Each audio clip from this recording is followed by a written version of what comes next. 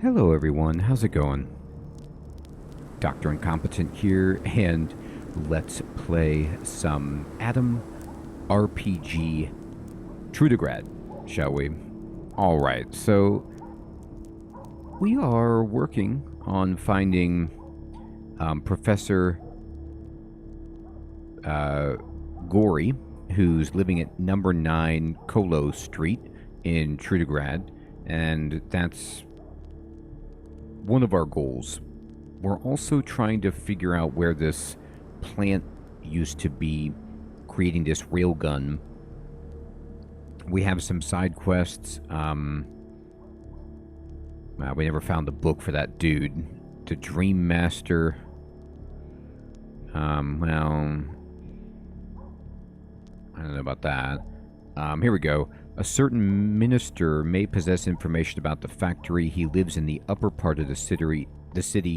That's right, the 7th Heaven District. And what I have to do to get there is forge some documents.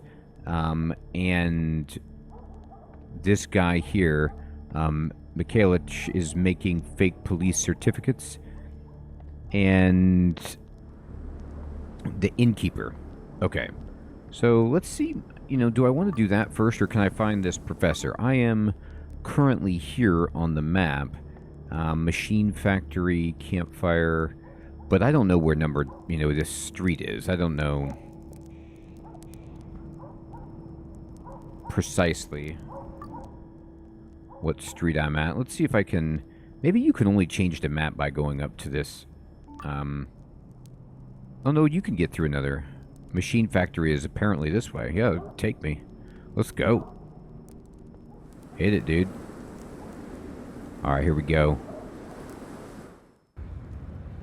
Oh my. Alright, so here's the tavern.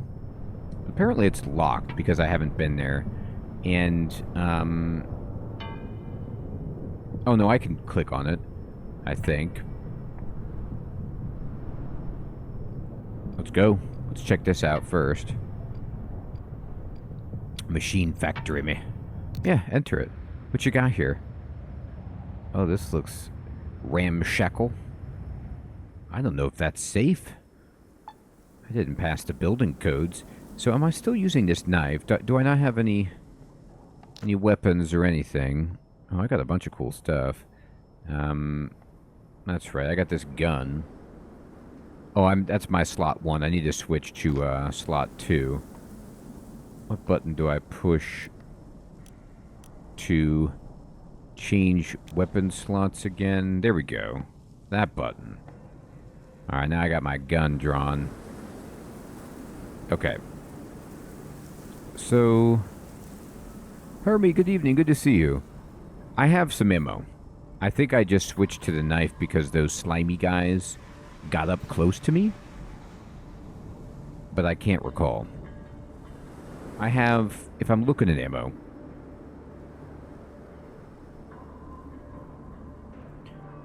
I have 18 rounds with this gun, and then 18 rounds with my other 9mm, and then 4 shotgun slugs, but I don't have a shotgun, which is sad, but the reality. Alright. Who's this shifty fellow?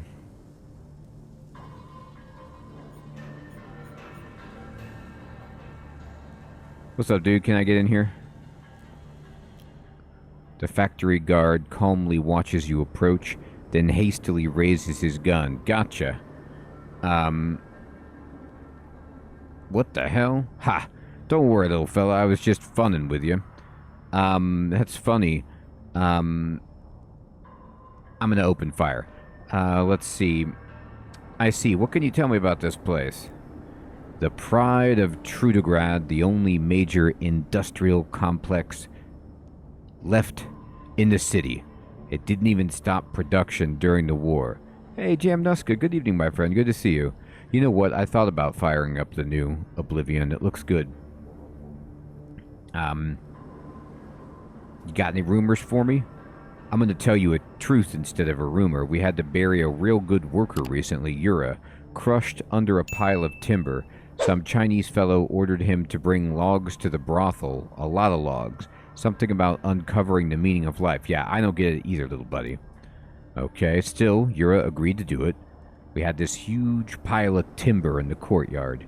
He tried to pull out the lowest log in the pile, and the whole thing collapsed on top of him. Wow. It was like, it's Jenga, except he's playing for his life. Now he'll never learn the elusive meaning of life, or did he learn it already? Was that the whole point? Okay, buddy. I'm gonna look around. That was a fun story, so don't move logs. I got it. I won't. What do I see on the map here? I need to find some street signs. Like, for example, this first quest. Am I tracking this bad boy? The missing professor? It says he lives at number 9, Kolotushkin Street. I don't know. You tell me where Kolotushkin Street is. I don't know if maybe this isn't a track the quest kind of game. I need to figure out where that street is. I'll just poke around, see if these people know anything. This isn't where they would live, though. This is like the factory, so maybe not the best. Who's this guy? Sweep Master. What's going on, Sweepy? Oh, look at this guy's smiling face.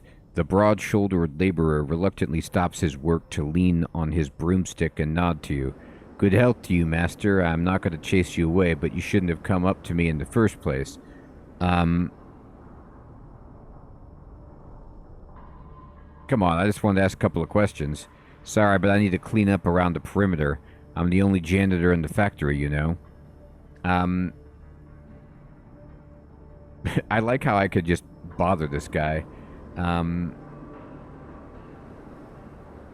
will, Hermie. I need to figure out where that is.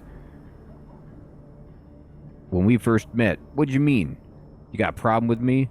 Nah, no problem with you. I said it because talking to a kind old fart like me is a waste of time. A weathered traveler like yourself would find a tree stump better company.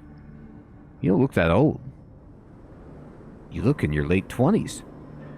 I never leave town or visit the brothels. I don't watch movies, so what are we going to talk about? My broom? I mean, if you want to. The weather? The broom's adequate, and the weather is colder than a banker's heart on foreclosure day at the orphan's home. Wow. That was very descriptive. So speechcraft, I'm not good at. Intellect. Actually, I'm really good at intellect. There isn't much in the way of entertainment in the city. If you had the chance to catch a movie screening, why not catch it? I don't care about the cinema. See, my nephew raised some money working in the mines and bought a video rental place in Benzadar, and after he took over, he began to sort through the previous owner's tapes.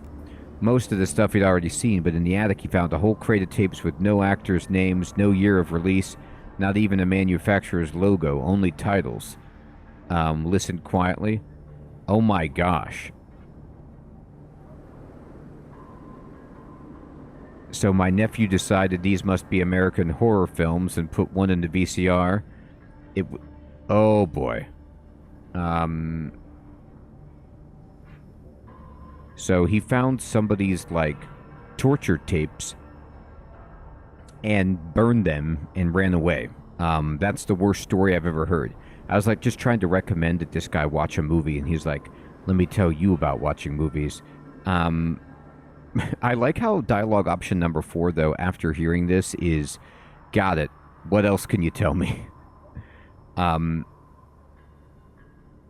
admit, now I feel slightly unsettled. The man's eyes suddenly glaze over. He turns and opens his mouth wide as if to answer, but instead of words, a deafening wave of radio static comes from the man's throat. That's odd. Is he a robot? What the hell, dude? The bearded janitor snatches a tiny jet noisy radio from his pocket, the real source of the creepy white noise. Damn it, this crap's always turning itself on in my pocket. Man, I like how they really tried to scare me bad. I guess so, Hermie. And he's like, nah, I just had this radio. Seems like I lost the signal from the Prison Blues FM station again. What are we talking about? Scratch the back of your head. The janitor absentmindedly scratches one stubby jowl. Eventually, he flinches, as if coming to his senses again. Okay, enough horror stories. Is there anything you wanted to ask? Yeah, I got some questions, buddy. Oh, okay, he doesn't want to even answer. All right, fine. I did get some experience talking to him, though. It was enlightening. All right, so this doesn't seem like the place to go at all. Oh, here we go. I should have just looked at this global map. This is it right here. This is, the street. Yeah, take me here. All right. Where am I? I'm at the machine factory. I just need to go over to the police station or back to the scrap quarter and then go west. I don't know if I don't think I can exit diagonally. So let's go.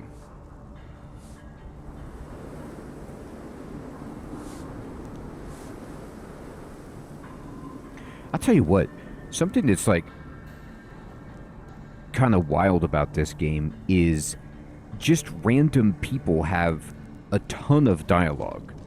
Like that guy was just... Yeah, I guess you're right, Hermie, I know. Come on, I can move diagonally even if I'm not a bishop. I can just... That guy was just some NPC and he was like, I have 4,000 lines of dialogue.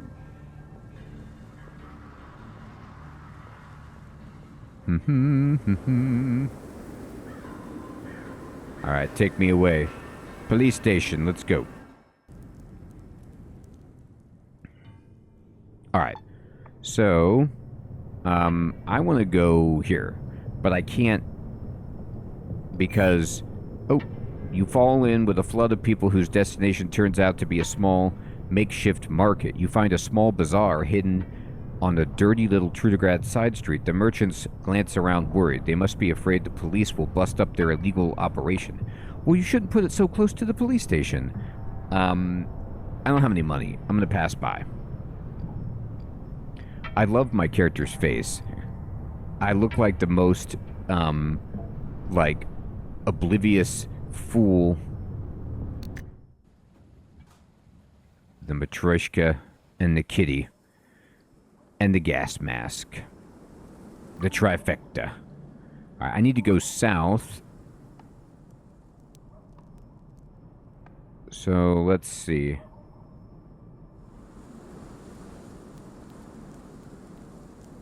Get me over here. What does this say? Look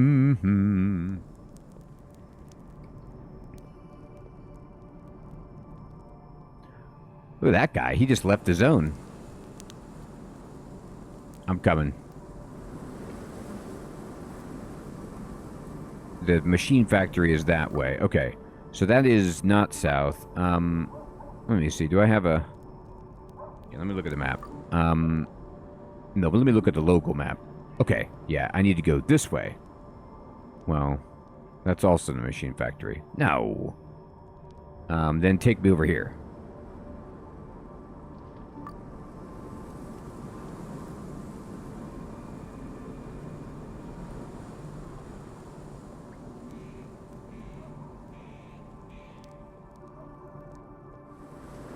A beautiful place.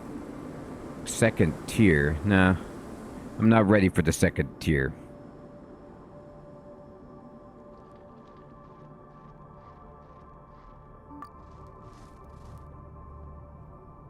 Can I get into the next zone yet? No. Hey, what about over here? Let me get to the street. Come on now. Where are you, character? There you are. I mean, the game looks great. Oh, look at that. 1986. A heck of a year. What have I got? This goes to the second tier, which I'm not really trying to get to. On the global map, I am at the police station, and I want to figure out how to get to this location. But there might not be a local exit from the police station for that, unless I don't know if I have to go up to the second tier.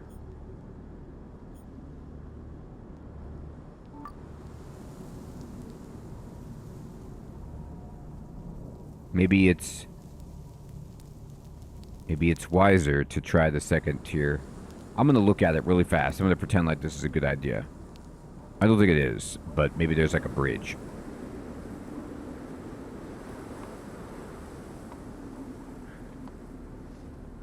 Look at that police car. That's something else. Alright. We're going up for the Matryoshka. Oh, okay, here we go. Second tier. Can I now go here? No. Oh, this is like a whole other... Go back to the police station. Can I? Can I exit this? Or... I don't want to go to second tier.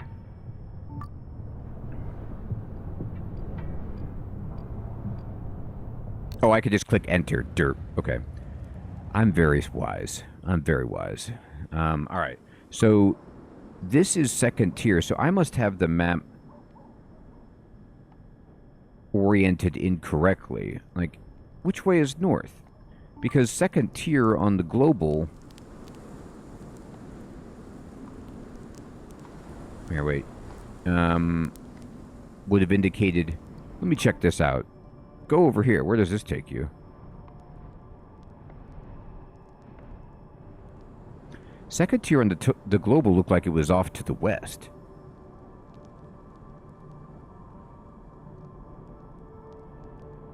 Yeah, I guess you're right, Hermie. I'm not wise. Let's see if we can find it.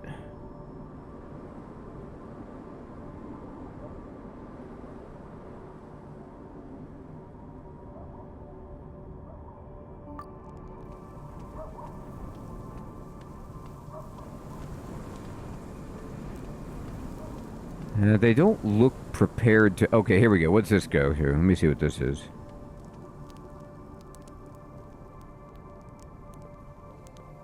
Oh, we found it. Okay, so look at this. It's up on this portion of the map. So if I look at the global... it's so odd. Like, maybe I'm just not understanding, but like, I'm at the police station map node. But then when I go local, the exit to the street that I want is exiting this section of the map north. Maybe I have it flipped around. I don't know. Anyway, we got there.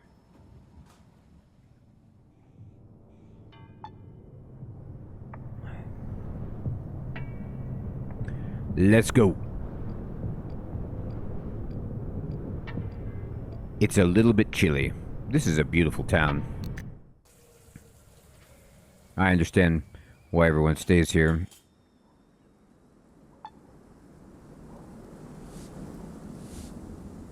There's somebody else sweeping. We gotta get away from the sweeper. Is that the same guy? He's got the same hat and everything. Look, I don't want to talk to you about some weird VHS tapes. Alright, what are you? Passerby. Nah, you ain't good. You don't got the info. You ain't got the deets. Passerby. No, you got no deets. I need somebody local. That's a lot of barbed wire. With news of the area to find out where the good professor is. Number 9. Let me see. Does it show up on the map at all? No, not so far. Alright, I'll talk to you. Different dude. So maybe, you know, I don't know much about this era and this culture. Is this hat the hat of a janitor? Like, maybe you would just know if you were more familiar with, I don't know, Russian culture? I don't know what I'm dealing with here, but this hat, you'd be like, 100%, this is janitor man. A bearded street cleaner is sweeping the street clean and sniffling from time to time, judging by the snow and dirt everywhere. He's either not that good at his job, or thanks to him, the street no longer looks like it was bombed. He leans on his broom and looks at you expectantly. Hey, I'm new, man. I just wanted to talk. I'm not sure I like that, but okay. I'm looking for Professor Gory. Do you know where he is? Gorachev? Gorachev. Sounds familiar. Yes, I think I know who you mean. He lives at number 9. I knew this. If memory serves, why do you want him? Adam wants me to find him. Adam? Have I heard that somewhere? Is it a secret government organization? Right in one. That's exactly what it is. So I guessed right. Anyway, I told y'all I know. I like how I just am just like, yeah, you know, the secret group is, the Illuminati has asked me to find it. Walk around and knock on doors. Alright, dude. Thanks, man. Curses under his breath. I hate this guy. What? You heard me. I like how, you see these cars right here. It's like these are the cars that come through when you're playing Contraband Police. I'm really getting some nice exposure to the vehicular life of this era and this area. Something awful is approaching. Oh, we definitely want to talk to this person. Hey, Shutter. Good evening, my friend. Good to see you. You as well. You're taken aback by a stooped fellow staring at you with glistening puppy dog eyes, but soon you realize it's not you he's gazing at like a love-struck fool. The ethereal sea ripples and surges with 1,000 waves, trying to tell us something, to convey a message to mankind itself, and you have no idea, am I right?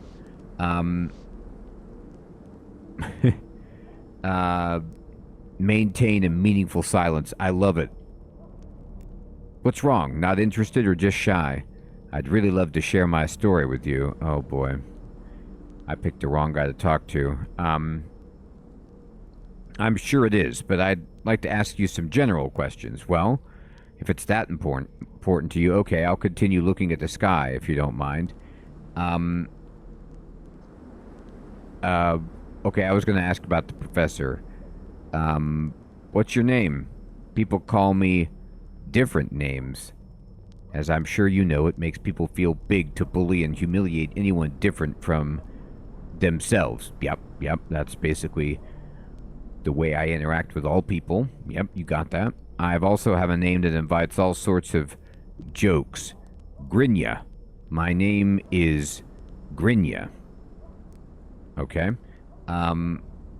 Did they find that name in the same trash can where your mother left you? I mean, this game has some dialogue that just absolutely is over the line. That's over the line.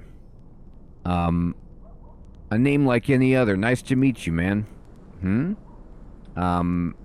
Let's change the subject. Anyway, I gotta go. I could hear his story. I'm sure it would be fascinating.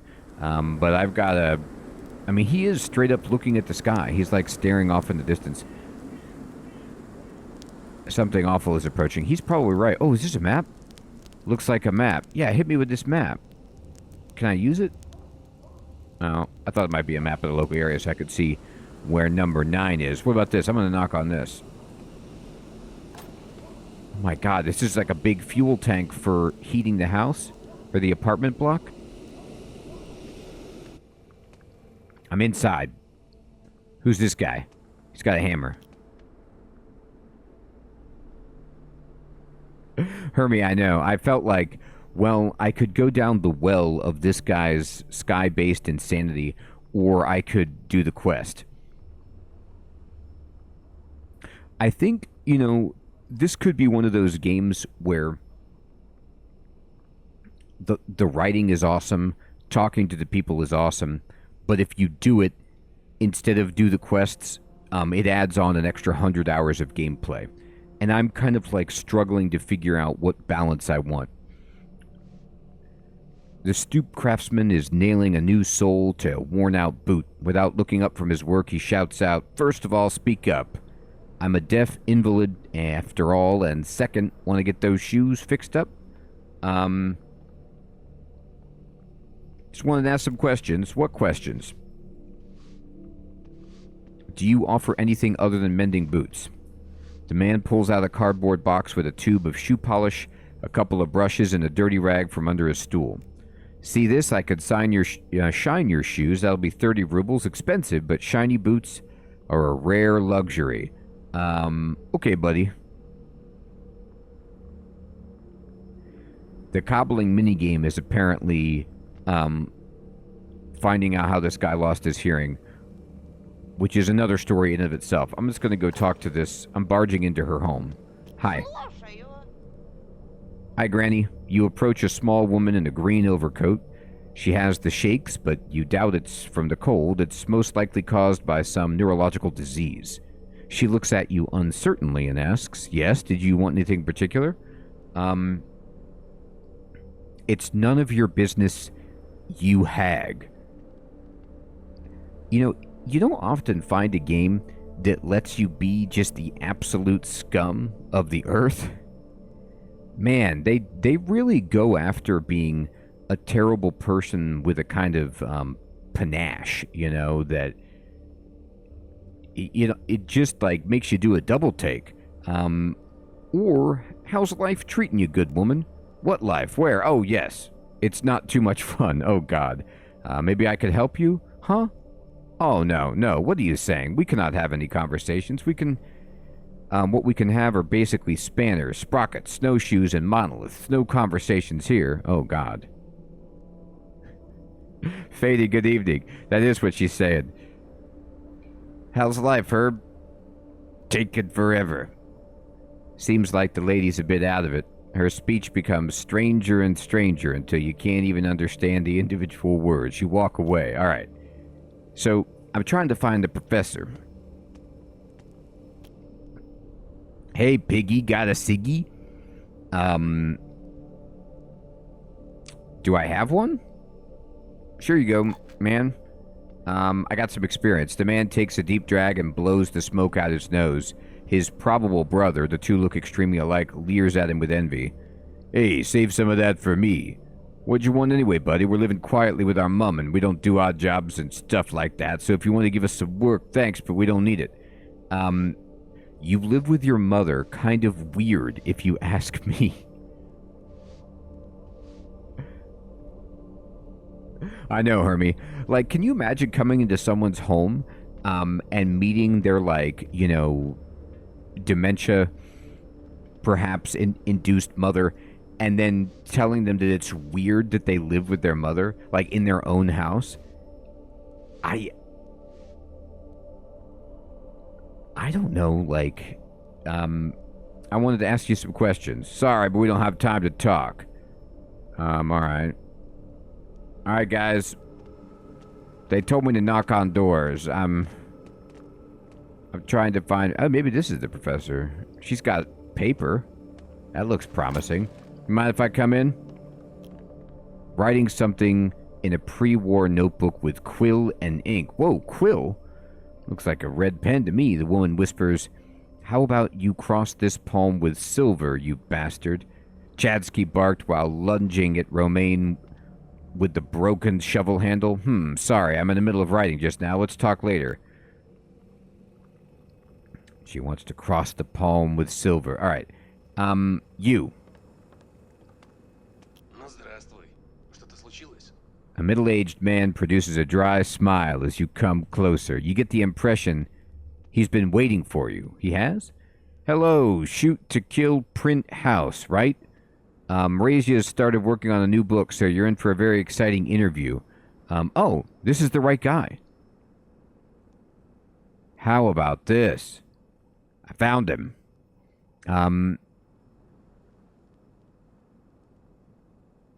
No, maybe it's not.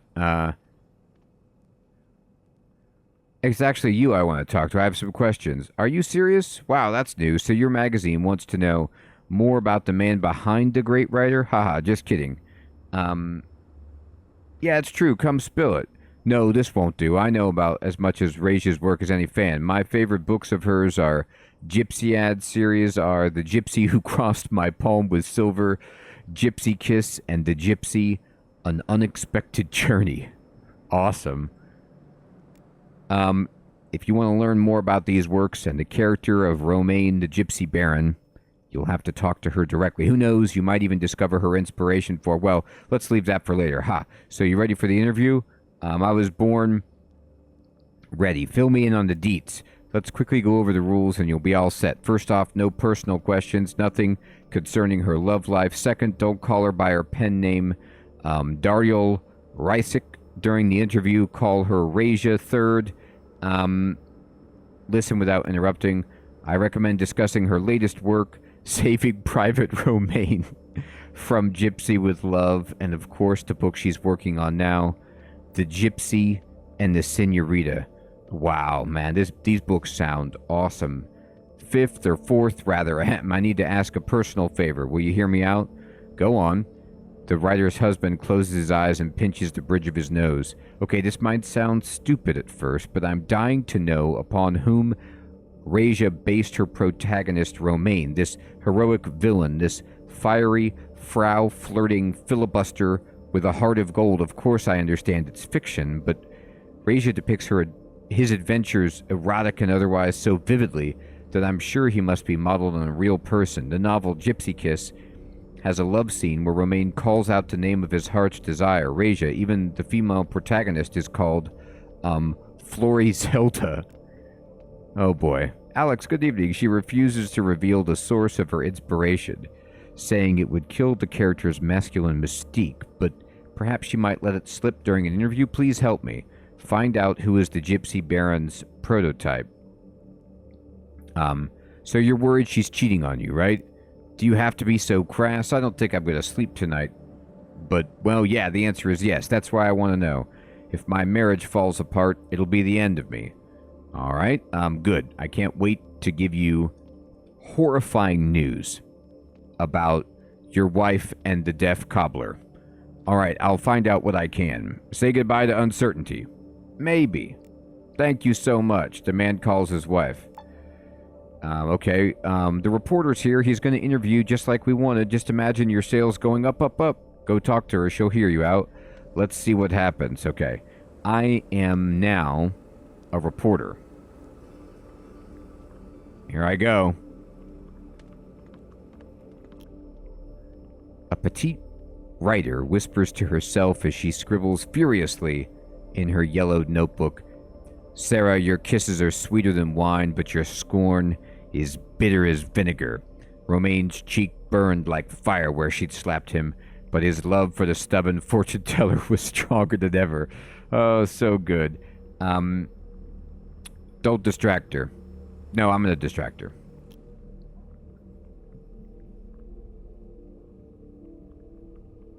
Oh my gosh, Alex, I'm so sorry to hear that. That is brutal. Are you able to smuggle your Steam Deck in? The woman continues to whisper as she writes, do you want to hear the stories that my scars tell? This one tells about the time I saved my brother from Mimrix. And this scar recites a tragic love story, but sooner or later everyone will be avenged by this dagger. That's good. I'm here about the interview. Do you have a minute? She looks up from her writing and a kind of smile blossoms on her face. Oh, right. I get so caught up in my own thoughts that the world around me ceases to exist. But I'm willing to make an exception for you. You're from Shoot to Kill Print House, right? If I'm being honest, my magazine's more of a one-person operation. You're a freelancer. That's exactly how I started out. And look where it led me. But why don't you have a recorder or a notepad? Don't tell me you're going to rely on memory. Intellect, lie, point at a button on your sleeve.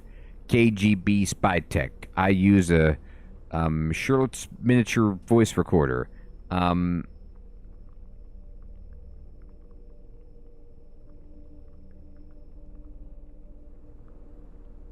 Oh, that sounds kind of fun, Alex. Let's see if I can lie to her. Wow, I'll have to use something like that in the future chapter. It worked. Ah, the tech we used to have to build a voice recorder into an ordinary button. Excuse me, I lost track. Do you have a plan for our interview? I'm only going to ask personal questions. Sure, I have a very specific list of questions. I don't have much faith in that kind of discussion. I think the best conversations happen in a friendly, relaxed atmosphere, but I guess we could try the structured approach. Great, shall we get started?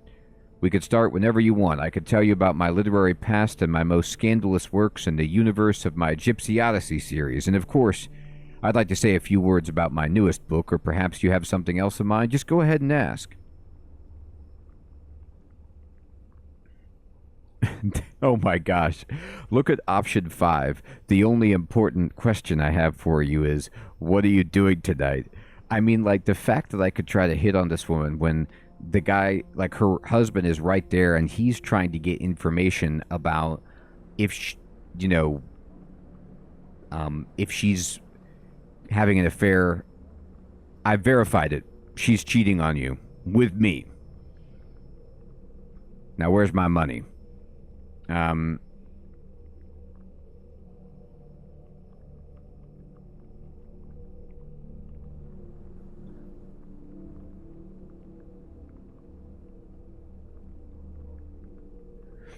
Let's see.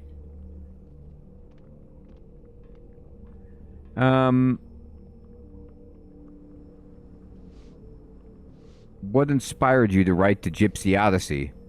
What's your obsession with these adventurous types?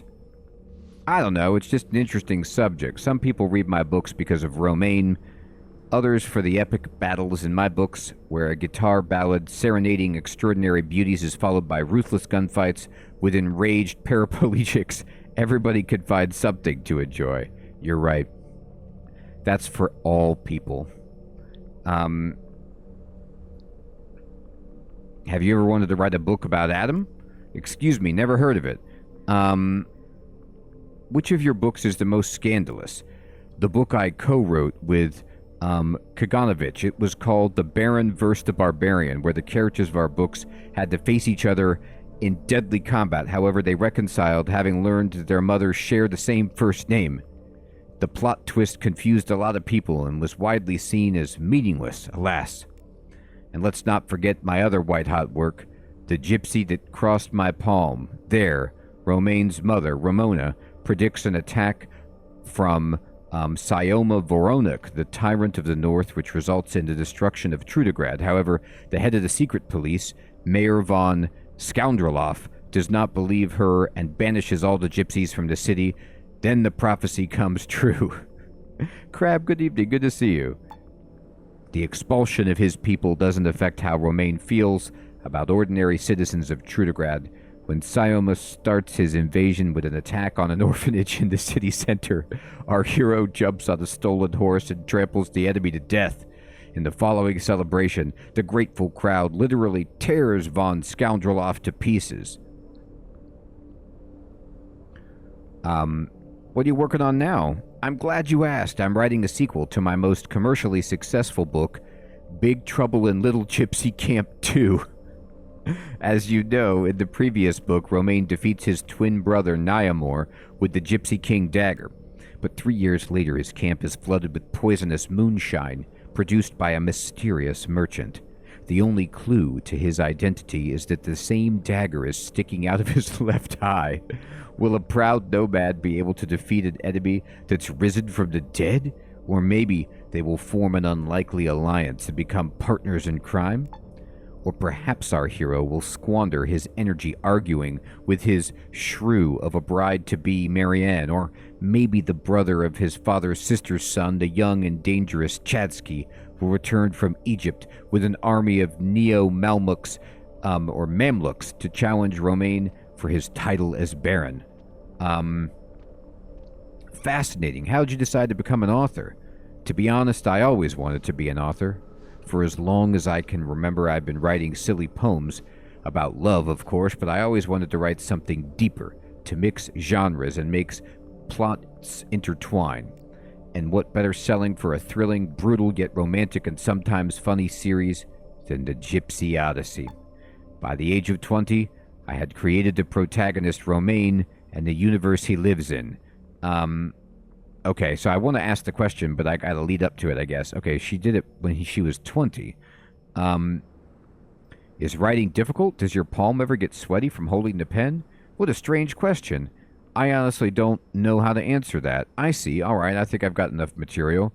She eyes you suspiciously. Do you? That seemed rather short. Well, maybe I can offer your readers some exclusive information about the series. Here it is.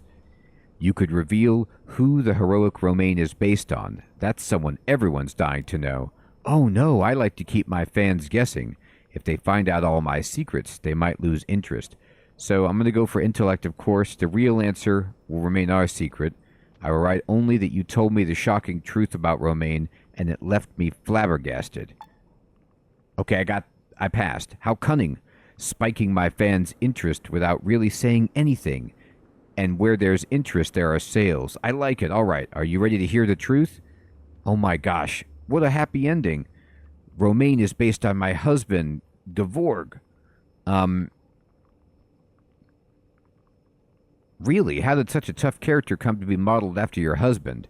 You just don't know him very well. To me, that man's a hero. I grew up in a village near Astrakhan, and my father was very strict. He blamed the war and the collapse of the country on everyone who wasn't exactly like him. Since Gevorg was a refugee from a badly bombed region, my father hated him at once. He used to interrupt our dates and intercept our love letters. He swore to kill Gevorg if he ever saw him in the village. That's why we began plotting our escape. It seemed impossible, just a fantasy, until one momentous night when I heard the thudding of hooves outside my window. I looked outside, and it was my Gevorg. He was wearing his best jacket and riding my father's horse, Turnip. Wow, this is actually pretty amazing. Like, he stole the daughter in an elopement by also stealing the dad's horse as the escape vehicle. He silently offered me his hand and helped me up into the saddle. And then the Trudograd road, dust blowing in my face, my heart trembling. I'll remember that night forever. Whoa, I got 1,000 experience. When I started the Gypsy Odyssey, I wanted to preserve this memory and base the main character on my heroic husband. I tried to be subtle about it, but when I write Romain, I'm always thinking of my beloved Gevorg. Well, what do you know? Thanks for the story. No, thank you for listening. Feel free to come by again. You're a weird guy, but that's usually the case with creative types. Yes, I'm very strange. Stop, you're making me blush. What an awesome dialogue. It's my only choice. Okay, so let's go tell the guy. Have you been able to learn anything about the model for Romain, Gypsy Baron Extraordinaire? Yes, I did find something out. Oh, what'd you find out? Oh my god. If you're good with speechcraft, you can lie to this man and tell him and try to convince him that she's been having an affair. I mean, unreal. It turns out Romain's based on you. That time you abducted her from her father's house was her very first inspiration. The man's eyes well up with emotion. Whoa, 666 experience? That can't be accidental. And his cheeks flush a healthy red. Hand over his heart, he speaks in a husky whisper. I don't want to hear your husky whisper. Wow, wild, Alex.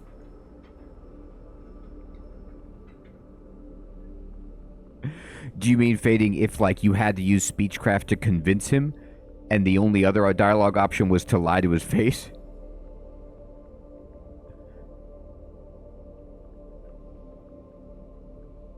I haven't played Dinkum in a while. I might have to check that out. All this time, I thought Romain was based on some ex or, God forbid, current lovers, but it was the story of our love. Yes, now I understand. I stole a horse from her father, that tyrant, and rescued her from the farm. She included that same scene in Ballad of a Gypsy. I just didn't realize she had swapped the horse for a tank, and her brutal father for the chief of a rival gypsy camp. Oh, it makes sense. She really does love me. She's loved me this whole time. And not only that, to her, I'm a fantastically attractive, passionate young hero.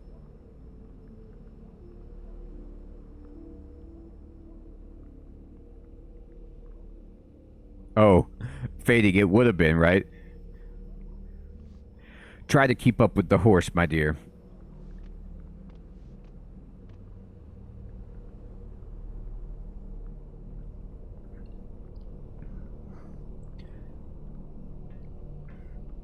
My job here is done. I'm leaving. A gypsy lights a fire for everyone, Gajo. I don't doubt it, but I'm more interested in my reward. Ah, yes, road warrior. Take 100 rubles in these medicines. As a nomad of the wasteland, I can assure you they'll come in handy. Oh, that's great, man. Thanks. I'm sure they will. Give them here. I got money, medkit, stimulants, canned meat. That's great. This is for you, Gajo. Gajo is what we gypsies call anyone without Roma blood, like you, and I'm a gypsy. That's what my wife wrote in her book. Okay, buddy, I gotta go, man. Let's get out of here while we still can. Oh, not that. No. Did I level up? Nah, not yet. I'm getting there.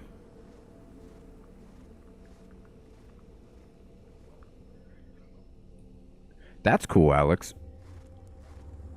Yeah, I haven't actually played either of those in a while. Let's see. I'm looking for number 9. Maybe this is number 9. Oh, does this have it? This has the number on it. What does this say? Number 2? Read this. Go get it. Tell me what it is. Okay, street number 2. Alright, so I need number 9. Where are you, number 9? Oh my gosh, it's right here. We're so close. The wind's picked up a little bit. Uh-oh, here's a pile of logs. We better watch out for that. It killed the last man who touched it. Can I just say... I don't know how this trench got into the road. Maybe it was bombed. I'm guessing that's it. But if it wasn't, if this hole was here, this is the worst truck driver we've seen in a while.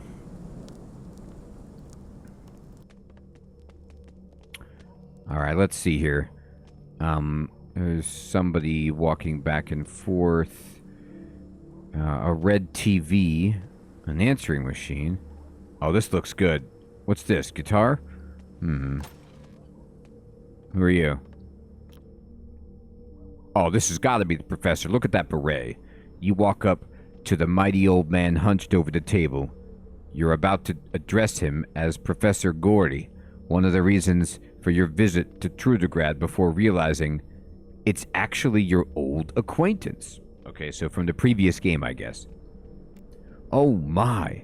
If it isn't my long-lost heir, my blessed wonder, my hot-tempered offspring. Okay. Finally, we meet again.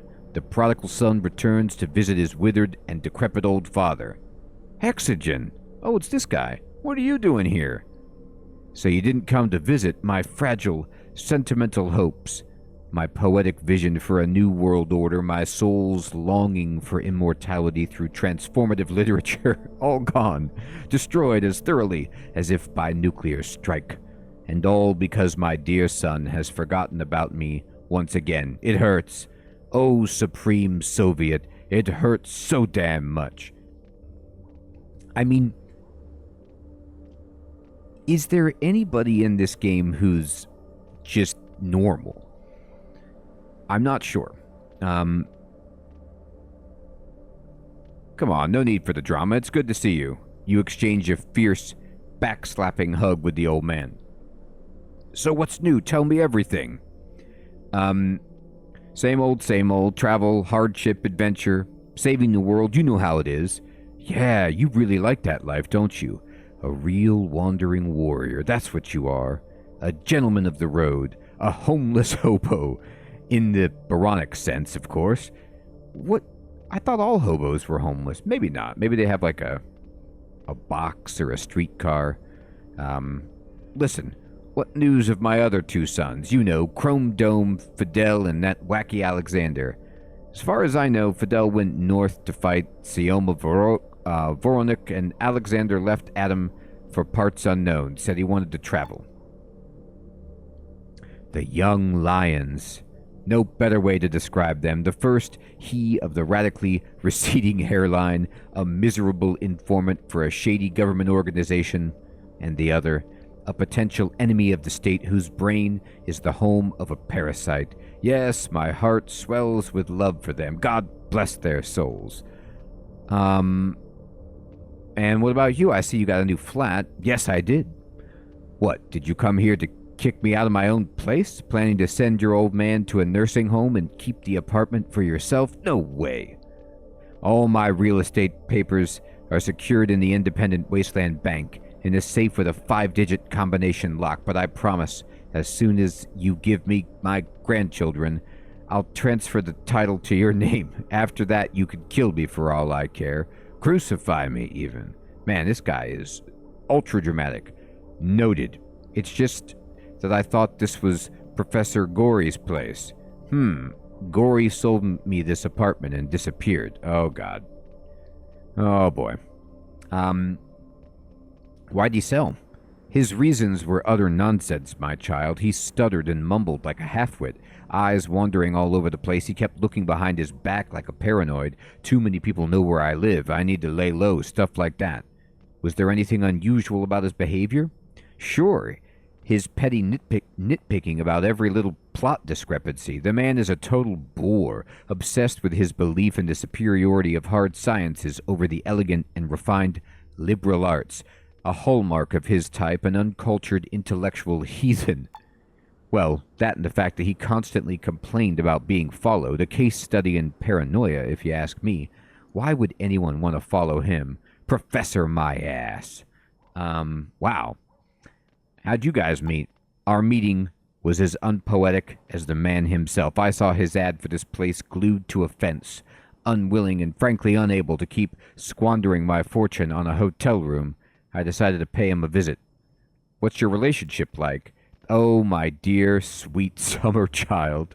What relationship could Jupiter have with a common bull?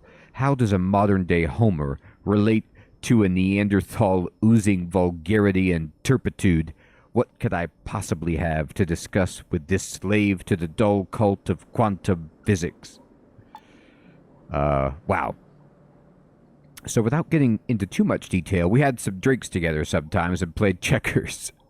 Do you know where he is? I'd tell you the same thing an innkeeper once told me. The same innkeeper who used to hide his pre-war vodka as soon as he saw me entering his tavern, serving me nothing but that cheap swill from Trudograd's breweries. He said, I'm not selling my cozy and stylish apartment in the center of town and hiding away in a safe house just to share my new address with every fool who asks. Can you believe it? He had the audacity to say that to my face. Oh my gosh. This game is so silly. Who, the innkeeper? Or Gory? Innkeeper. Gory, what's it matter? I don't know where either of them are. I've heard enough. I need to think this over. As you start to turn away, old Hexagen stops you with a mournful cry. Wait a second, son. Wait, my dear. Yes, I'm listening. You're here on a mission, correct? Come now. No use dissembling with your old man. I could see right through you. What do you say we bring back the good old days, go on a dangerous and thrilling adventure together, father and son reunited? Kraft, good evening, my friend. Silver, good evening, good to see you. Oh my gosh, is this dramatic man with the beanie going to be in my party? Are you sure you've got money in your own apartment? You look pretty comfortable. Money means nothing to me. It's just dust. And after the failure of my second Trudograd book, there isn't as much of this dust as I'd like. What was your first book about? What do you mean, what was it about? It was about the adventures we had, you and I. Are you out of your damn mind? It was a secret mission. Maybe it was. Maybe it wasn't. Anyway, I changed the story slightly, adding a female agent, Marfa, Akadievna.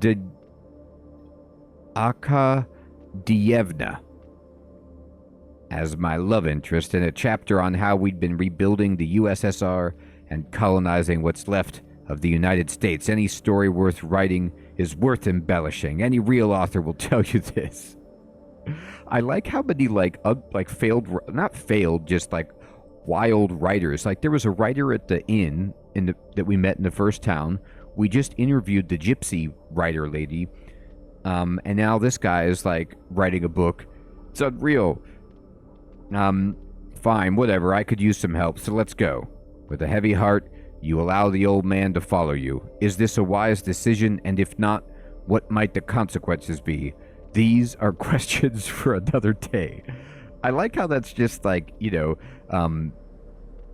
just in the wind, like, inner monologue. All right, let's go. We got a guy in our party. He's in. Oh no, he's following me. I don't even know how to switch to this guy, but he's at the party. This is great. All right. Well, we solved it. So,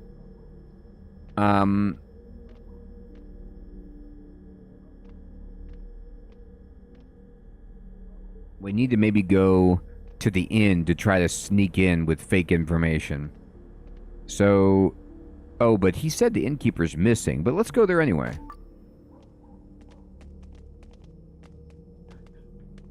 Well, we were on a quest, Hermie, from our, like, mission briefing to talk to this professor, because I think the professor was, like, the railgun specialist, right? And we're trying to get the railgun so we can shoot this asteroid or meteor, like, out of the sky that's coming to hit and destroy the world, I think? Hey, Ophira, good evening, good to see you. I think. But the professor has run away, and now some person from a party member from the previous game was in his place and now has joined our group. I think that's what's going on. But I'll tell you what, Herman, we could take a look at the back quest log to figure it out.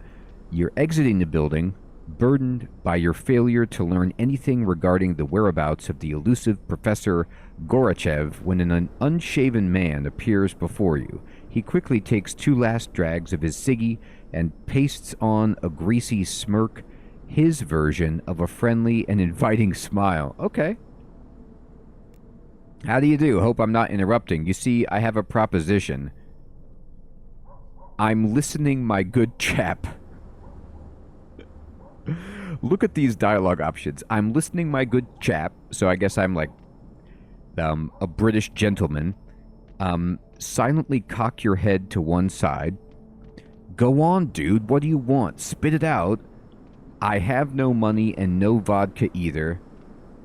Or get lost. I have enough on my plate already. That's like the most normal of them. I'm gonna give him the silent treatment. There's this rumor going around that you're searching for Professor Gory. I have some intel I'd love to offer you in exchange for a small favor, of course. I need you to accompany me to a certain little kerfuffle.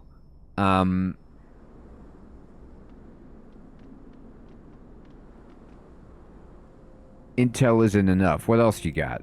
Naturally, I won't pay you with just information. You'll get a cut of the take and some loot besides. What do you say? What's your proposal? That's the spirit. Listen, I won't beat around the bush. I'm planning a robbery, and I need companions.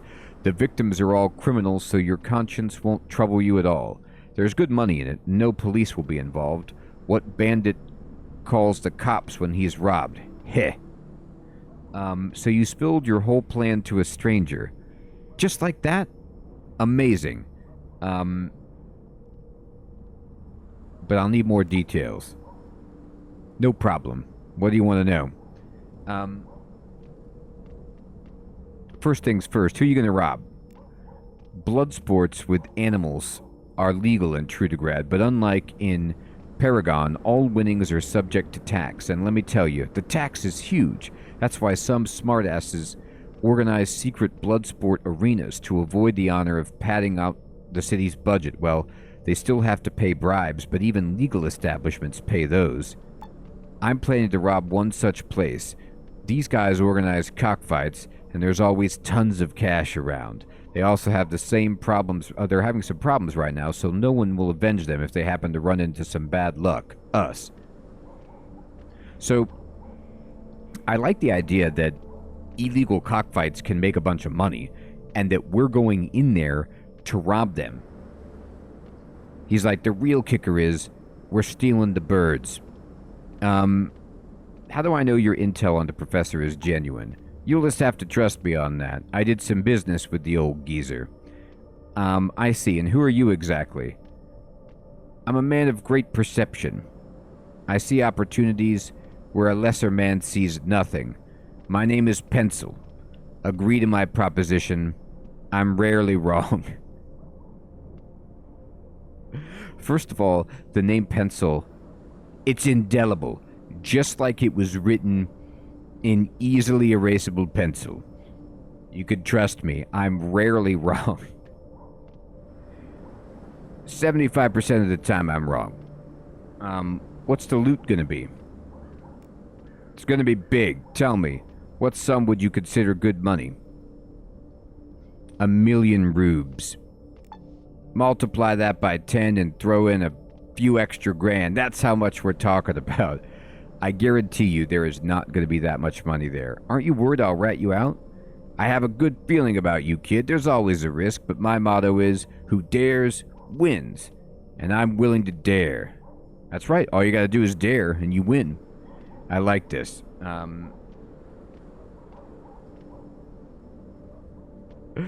My calendar's pretty full, but we can pencil you in. Exactly, Herbie. Dr. Evil is here. I want all the money. 10 million rubles. I've heard enough. Looky here. I'm the brains. You're my right-hand man. What we're lacking is a getaway driver and a skilled safecracker. I'll give you the rest of the plan once we get a hold of those guys. The driver, Mika the Wheel. We're going to need more than one wheel. Unless he's got a unicycle. Can be found near the city gates. He'll be fiddling with his clunker. Okay, we're going to need also not a clunker, but a working vehicle. Safecracker, Lyoka, the lab assistant, can be found in the scrap quarter. I'll go recruit one and you get the other. To save time, you know.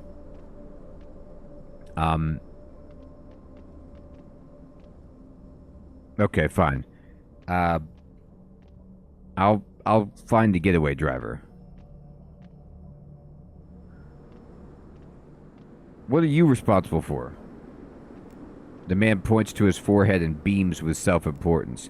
For the plan, my friend, the whole operation, don't worry. As soon as you convince one of our future companions to join, I'll fill you in on the rest. Alright, this is a terrible plan. I'm gonna get getaway driver. Awesome. Mika the Wheel could be found near the market in the outskirts, but only during the day. Reel him in, and I'll talk to the safecracker. When you're done, go straight to the scrap quarter. We'll be waiting in one of the houses. Kraft, absolutely. We might be there when it happens. Yeah, just don't screw me over, okay? Alright, so that was funny. Alright. So we need to go to the inn. Let me look at the global. Where's the outskirts?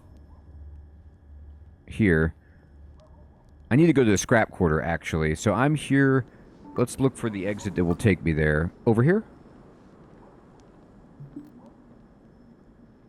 What about over here? Yes, exactly, Herbie. Getaway horses might be a good plan. We only got one. Scrap quarter. That's actually pretty good. No, but I don't want scrap quarter. I want the place with the inn. So it's got to be over here?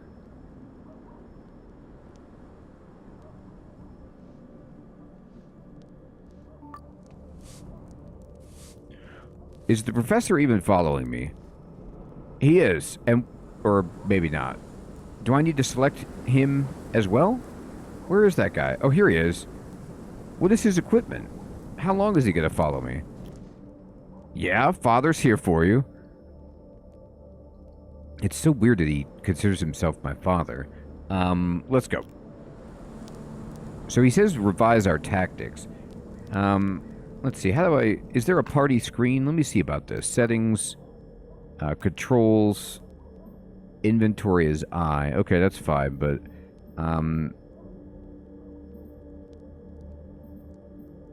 Take all is X. Oh, that's good to know. F5 is quick save. Yeah, that's great.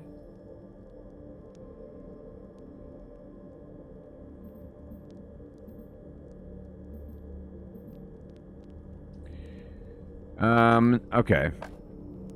Let me see what this guy has. Here he is. He has a hat. Alright, so this man is armed with a hat. We gotta give him some, like a weapon.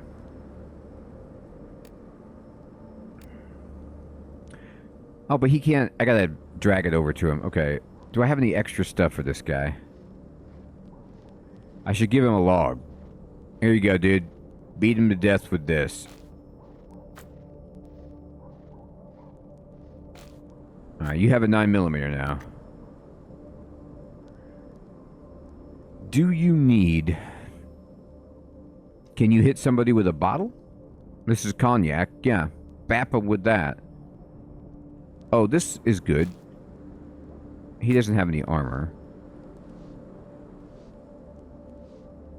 The weapon of... The broken bottle. The weapon of choice for drunks, vagabonds, and gentlemen of the road. Gentlemen of the road. Primitive, but effective. You got that right. Alright. So here's slot 1, and here's slot 2. And put this on. Oh, can he not wear it?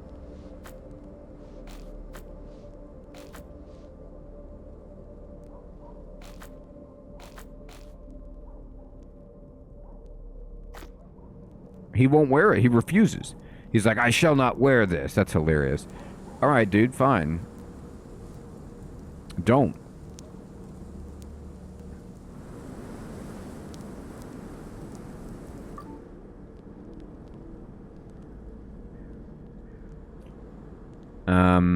Is there a way to... Well, let me look at global. Where's the scrap quarter? Oh, the scrap quarter goes to the tavern. Okay, that's perfect. That is what we need. Alright. Hit me. Scrap quarter me. Where'd it go? Police station. Outskirts. Well, I saw it over here. I swear I did.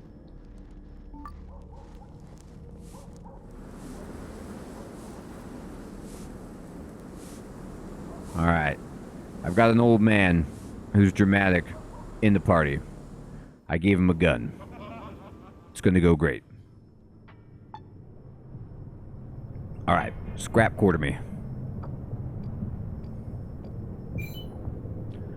A blind old man wrapped in a cotton blanket is preaching from atop an iced-over snowdrift.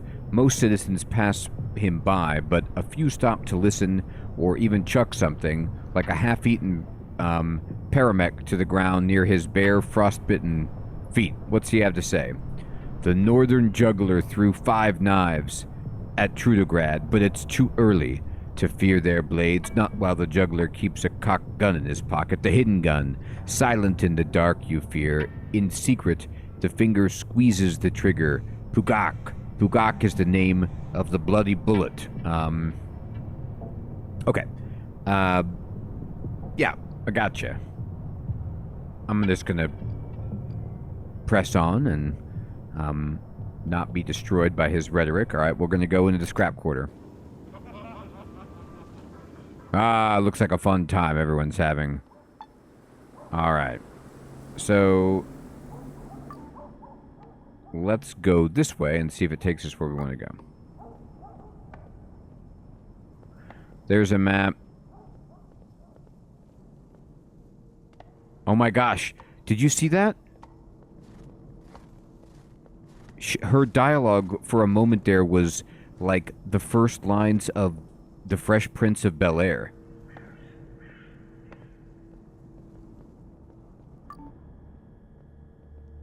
I mean, why not? Go for it, lady.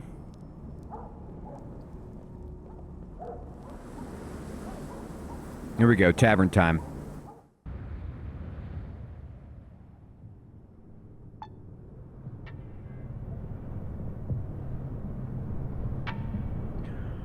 We have a little bit of info we want to get. You fall in with a flood of people. Oh, this is the secret marketplace. I still don't have very much money. I'm skipping it.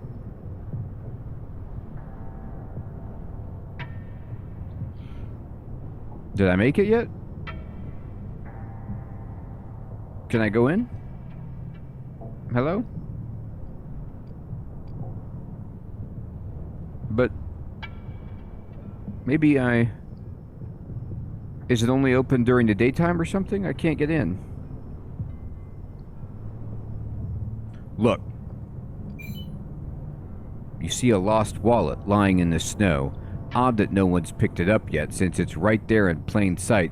You should open it to find 50 rubles and a pre-war condom inside. What luck. Should you keep the wallet? Look for the owner. You look around until a gaunt, scruffy-looking man catches your gaze. He sees the wallet and smiles. "Oh, thank you so much for finding it," he shouts, and grabbing the wallet from your hands walks away. You have no idea whether he's the real owner or just a quick-thinking opportunist. I hope so. Think quickly. So I could go to the outskirts, or the city gates, I guess, to find the driver. Oh my. Look at that person trapped in the ooze. Oh, he said during the day. This is a clunk. Well, maybe he said that. What time is it?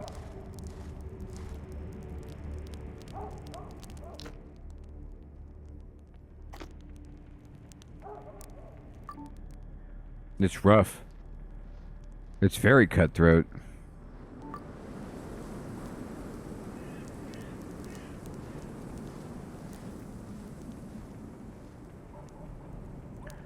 Where's your clunker?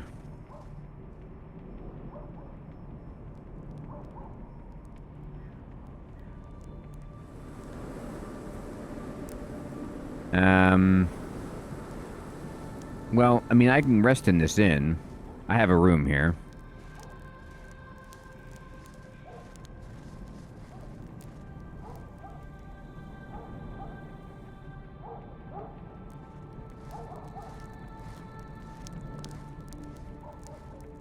Let's see if this guy's by this car, though. What is this thing? I doubt that thing works. Yeah. Alright. Let's wait for the day.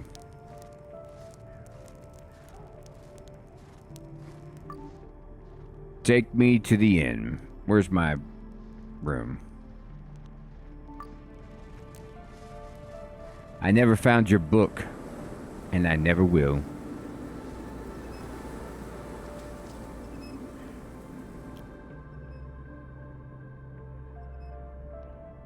The man you met earlier looks condescendingly around. He cackles when he spots you, as if you used to be old friends but not equals.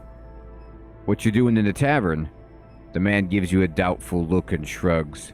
You're apparently less than convincing. Alright, buddy. I'm very convincing.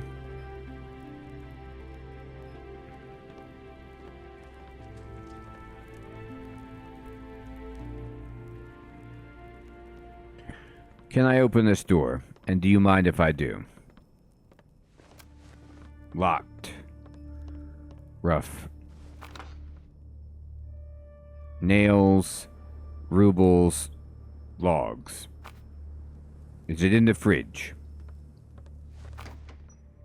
That is meat.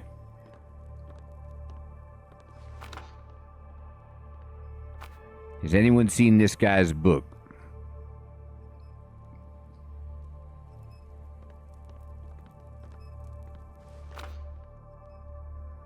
It ain't those crackers.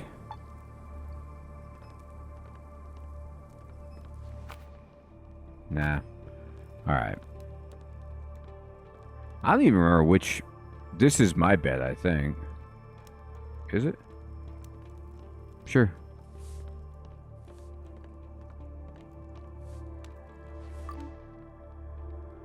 I guess I'm full. I'm not skull and crossbone poisoned. I'm not cold. Hexogen seems to be okay.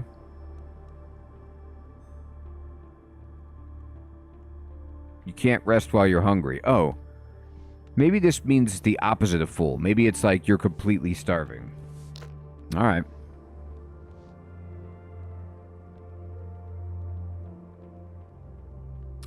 I almost died of starvation. I was really not aware of that. Okay. Important tip.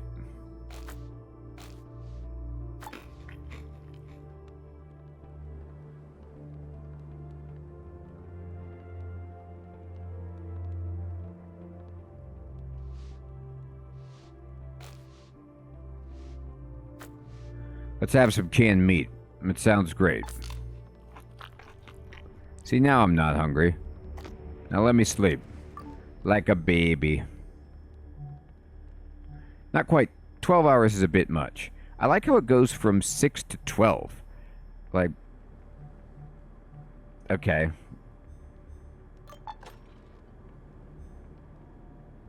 You can't rest while you're hungry. But I just ate. I took damage from hunger. What kind of garbage is this? What do you mean? I took damage from hunger. I ate, didn't I? I slept for 6 hours. What are we doing here? I got my hunger down to 300. I thought that would be reasonable. Maybe you can go below, like, well, now I'm at 0. Did I sleep at all? What time is it?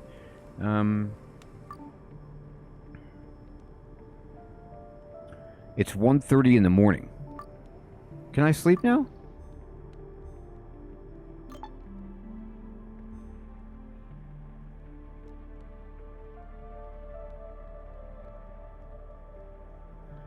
I'm not understanding what's happening here. Okay, I did sleep for 6 hours. Okay, phew. I got hungry so fast.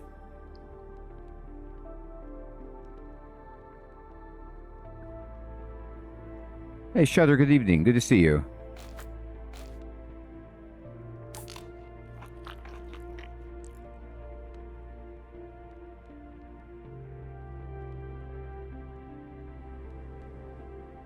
Huh. Okay. Well, hopefully I can get this sorted out.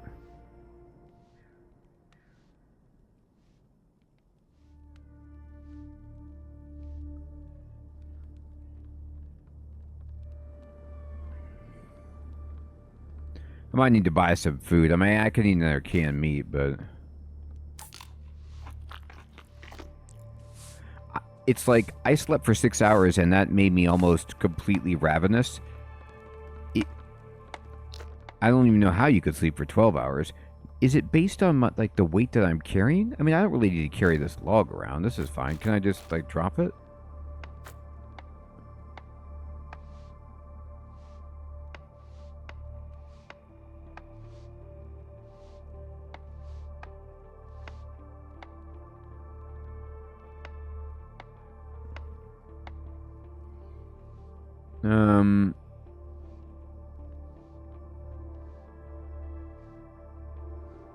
Alright. Well, it should be daytime now.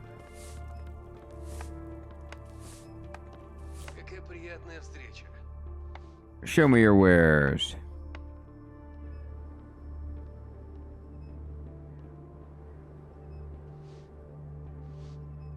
So how much money do I have? I have 1,200. Not a lot.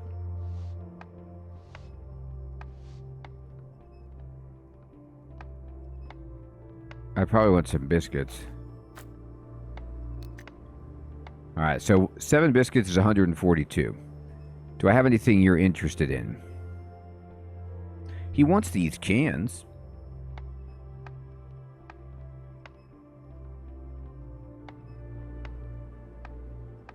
And this toilet paper.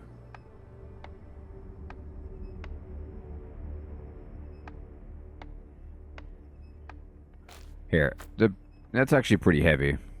I'll sell you that. It makes you toxic, and I don't think we need that.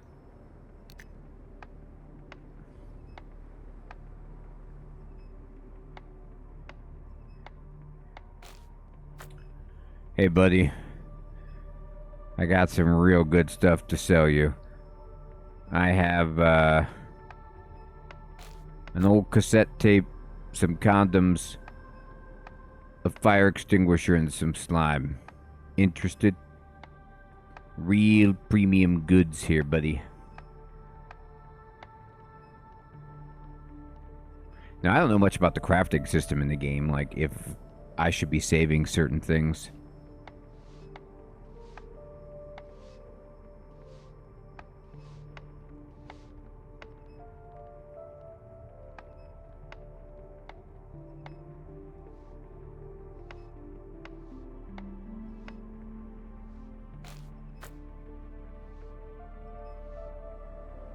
Alright, trade him.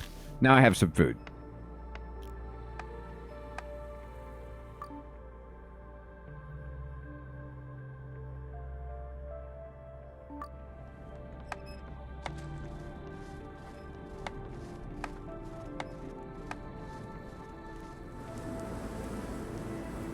Let's see if this guy's here, and we could talk him into it.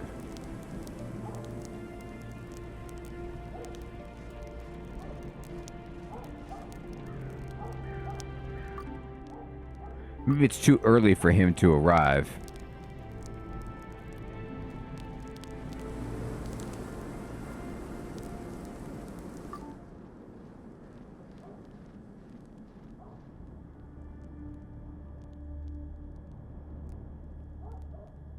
All right.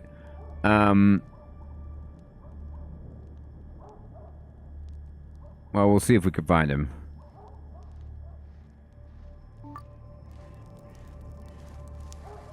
Has any time passed? Not really.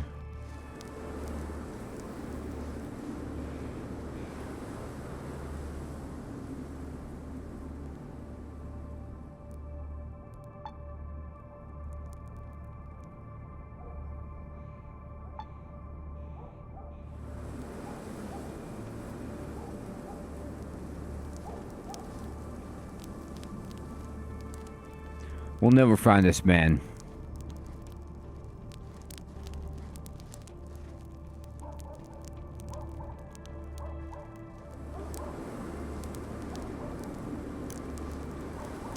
Use it. Snowmobile. That might not even be his thing then. They said near the city gates, working on his clunker, so maybe I'm in the wrong spot. I'm not complaining, but I need some help. Oh, this guy's got a quest, maybe? I gotcha. I'm good with quests. Oh, here we go. This is a guy. Right? Damn door. Maybe it's this guy.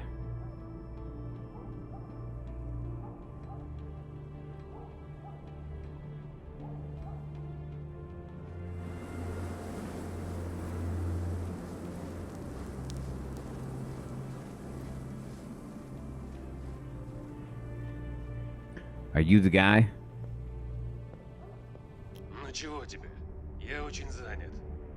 A clearly annoyed man in his 30s is trying to pick the rusty, badly scratched lock on the driver's door of an old car. Noticing you, he nods and immediately returns to his problem. No time for talking. I really need to get going, but I lost my key, and I can't get this bloody thing open.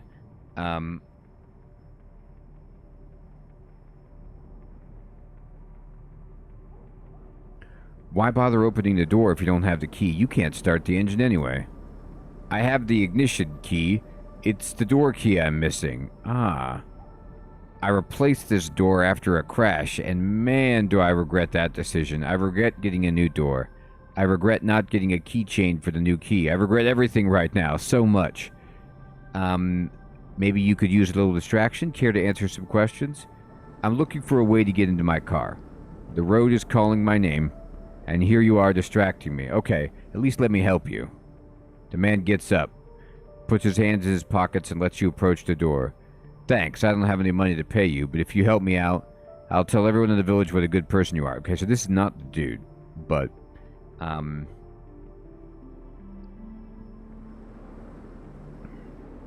I can use my lockpicking skill. You take the guy's lockpicks and start fiddling with the lock, but can't do any better. Technology.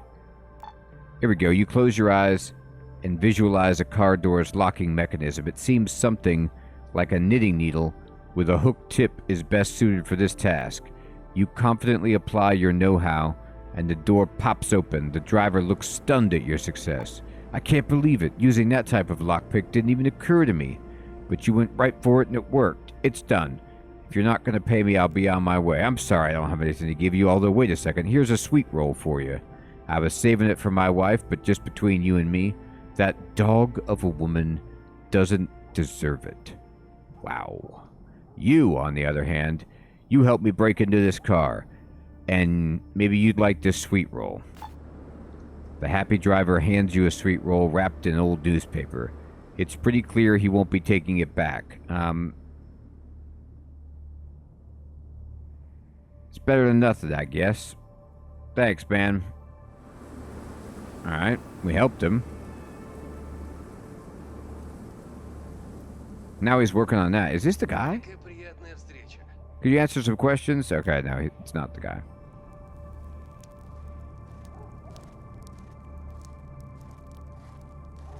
Maybe this isn't the city gates. Like, maybe I think it's the gates, but it ain't no gates. And maybe the city gates are somewhere else, but they're right there. Maybe the gates in the strap quarter is what they meant. Here's some stuff. Alright, here's a guy. Oh, he's not working on a clunker, though. Little marketplace.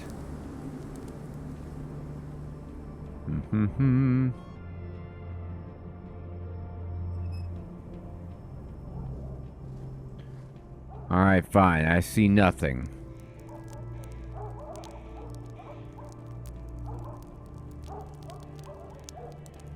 I'm gonna go try to get to the inn.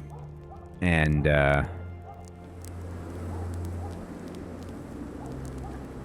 see if we can get some details.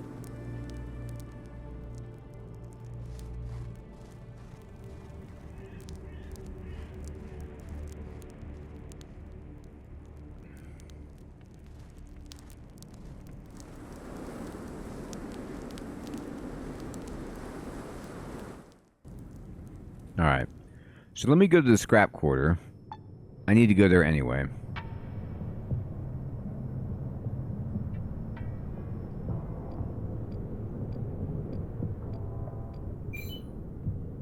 You spot a group of local hooligans harassing a young woman on the street. They take no notice of you, so you could simply keep walking. Talk some sense into them. Instead of coming up with a convincing threat to scare them off, you end up mumbling incoherently, which redirects their violent attention to you. The woman takes the opportunity to run away. Smart. Leaving you alone and surrounded by angry riffraff. Sweet. Let's defend ourselves. See, look, that guy has like a Fallout power suit. That's what I need. I do not have a Fallout power suit. Oh. Okay, so he went up there to do that. He's down. The professor is down on the ground.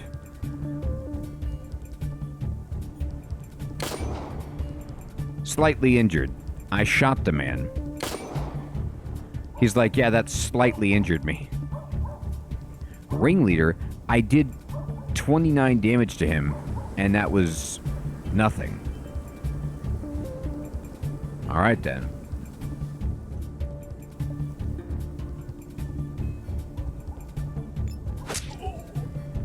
Oh my god, look at him down there on the ground, just getting stomped by everybody. Oh god. He's been killed.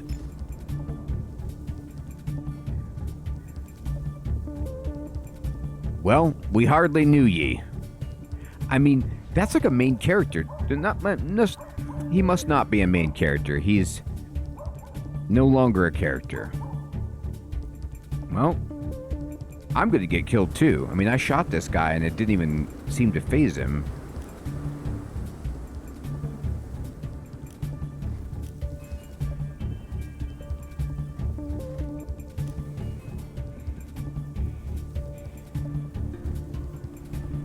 I'm gonna shoot this guy in the head.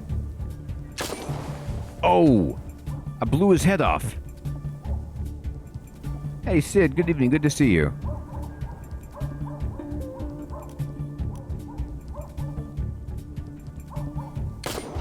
Oh, I crit that guy, too.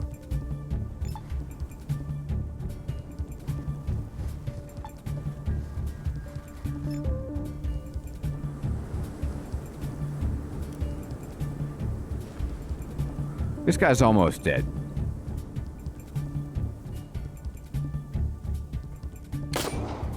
What? What kind of almost dead is that?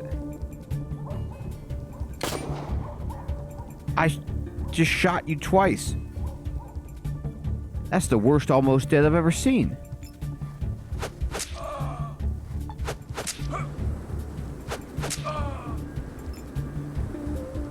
I mean, he must. I just did it because it was the most accuracy.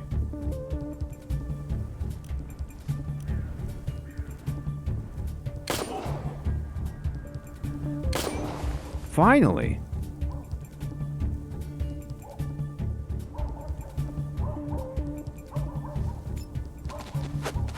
He pushed that guy out of the way. He pushed his ragdoll out of the way.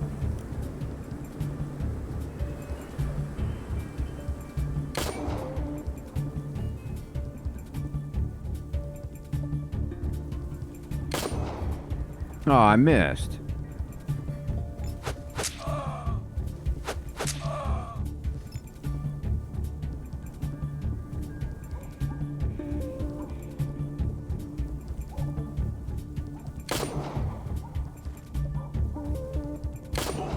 Take that.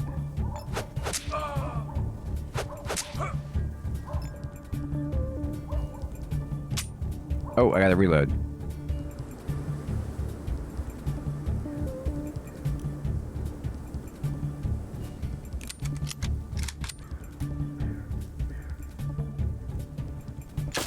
Oh, there he went. Buddy? I mean, he's just straight up dead.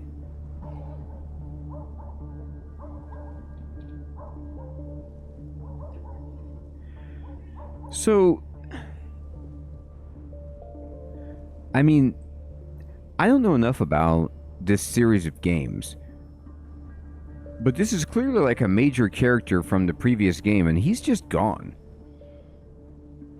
But, I mean, it wasn't like, you know, usually, like in Baldur's Gate or whatever, like they'll get knocked out, but they don't die permanently. This guy's dead. I feel bad. I could take his beret. Should I reload it so that he, like, my party member isn't dead? He wasn't going to help me, though. Like, if he gets killed that easily, he's not very good at his job. I gave him a gun, and he went up and I couldn't control him. That was the thing. That's true. I don't get to control him in combat. He just kind of goes and does his own thing. So, I'm just gonna, you know,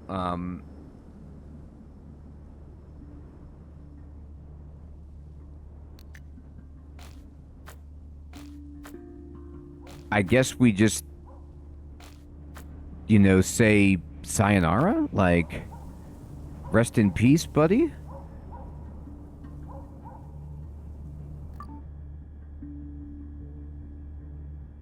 We got into one fight together, and it's over.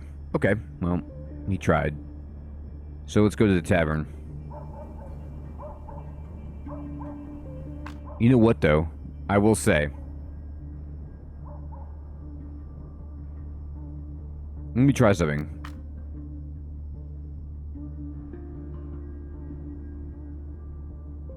Hey, what's up, Arthurs? I could control them if I hold right mouse button on them? Okay, thank you.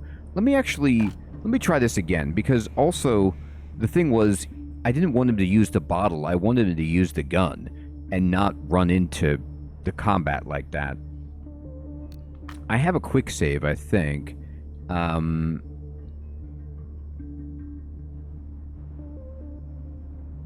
Yeah, right here, autosave.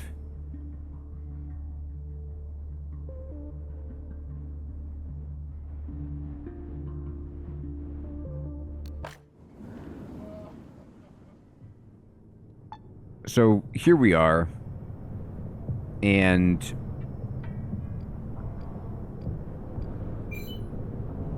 so we get a different encounter altogether. So I just need to get better at combat. I don't want that guy to die immediately, because I didn't know that I could control him. Like, now that I know a little bit more about that guy, he is clearly not meant to go fight those guys in one-on-one combat. He needs to be in the back shooting while I'm tanking. So now that I know I can give him combat, I'll try to keep him alive, but if he dies again, I'm just going to say he's probably dead. Muffled cursing from a nearby alley makes you tense up. Dagnabbit, your legs have carried you straight into gang territory. A door slams nearby, probably a guard who's right now running to warn the gang of your presence. Whatever will you do? You know. Run away? We didn't make it. You'd be better off doing nothing. As you stumble along out of breath, the bloodthirsty grimaces of your pursuers turn into vile grins. You didn't want to kill anyone today, but your bad luck left you with no choice. All right, then. Well, now we get another chance at this.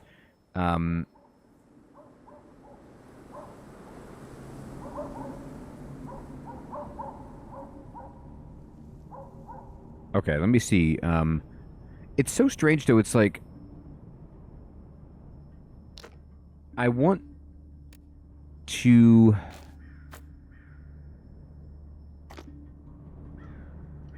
I can't even see what, like, down the bottom Hexagon's commands. Let's revise our tactics. I can give him some AI. Let's talk about your fighting style.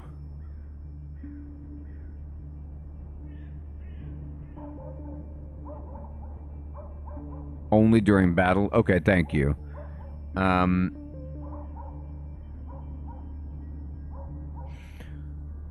Let's discuss friendly fire. Sure thing. Currently, I shoot, but I'm really careful.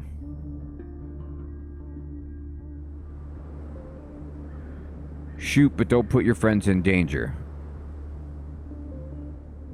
So he says, I never back out of a fight.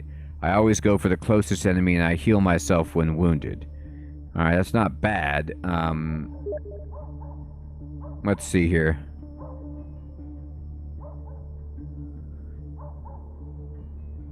Can we discuss who you attack in battle? Attack who I'm attacking. And then... when to retreat. I never back out of a fight. Okay.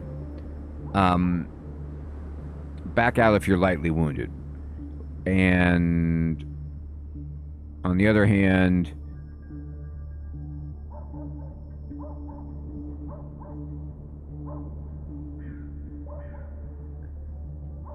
maybe they did to knock him down, Alex.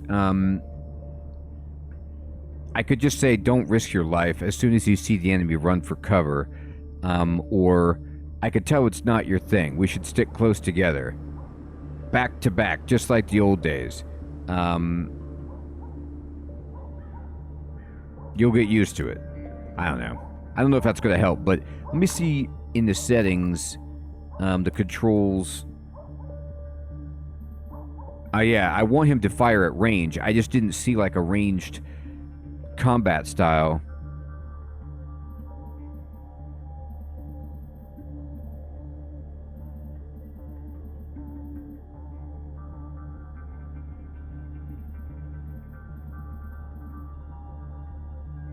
Okay.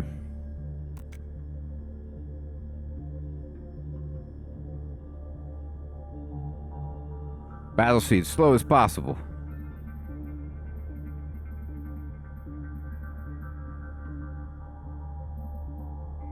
Alright.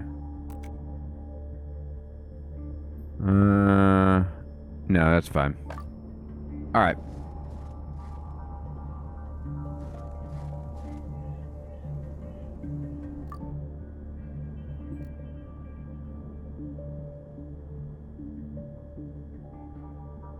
I guess I could just run away. I thought I was getting into a fight. Oh, here's the bad guys over here. Well, why don't we just run away? Can we?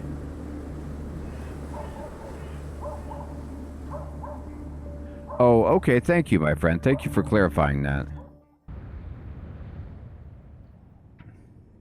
Yeah, I just ran away. There we go. Now let's see if we can get in here. Oh man, it's these guys again. Run. Uh-oh.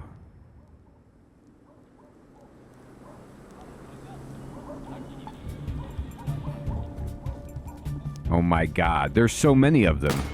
Oh, he's shooting. There you go, shoot.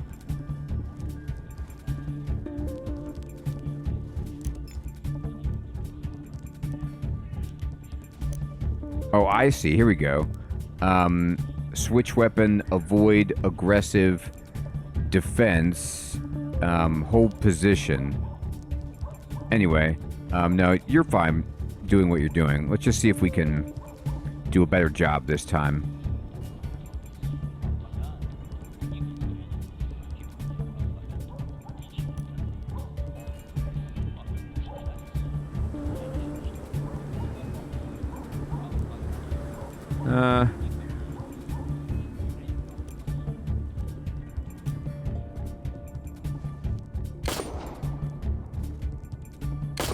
Alright, I hit him. Oh, God.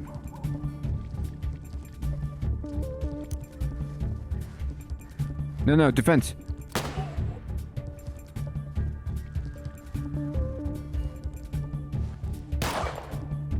Oh, okay, thank you.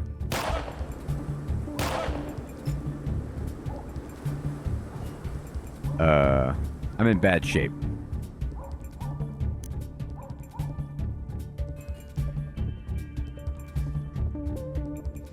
Oh, it is. Thank you. It is just telling them where to go. Okay, yeah, you go over here and then start shooting.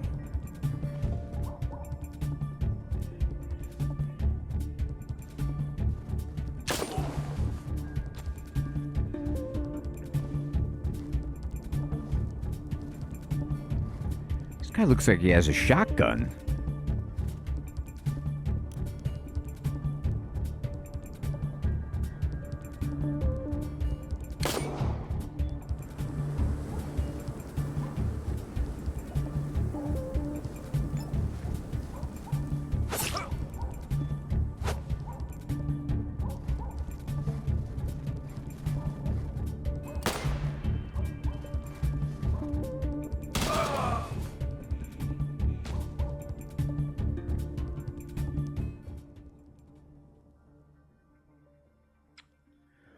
So,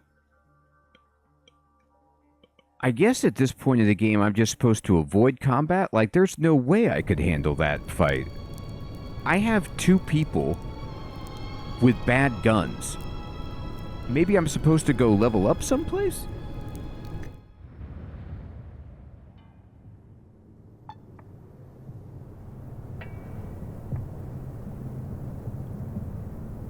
He just basically took me down. I was at 80, I think. 80 health out of my max of 120. He just shot me with a shotgun, and I just disappeared. Mace, good evening, my friend. Well, maybe I just want to...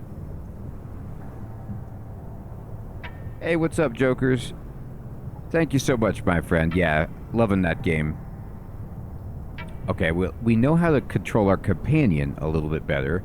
All right, let's try to make it here again. Where am I at?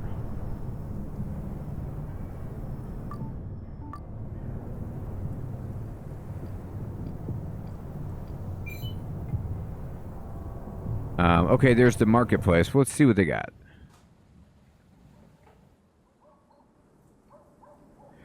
Maybe if I had some kind of Molotov cocktail and I threw it at that group of enemies and killed them all in one go, I would have made it, but it wasn't good.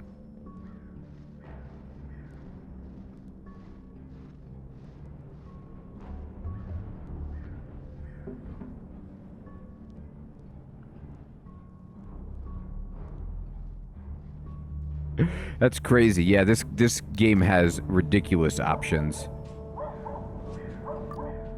I'm at the market. Okay.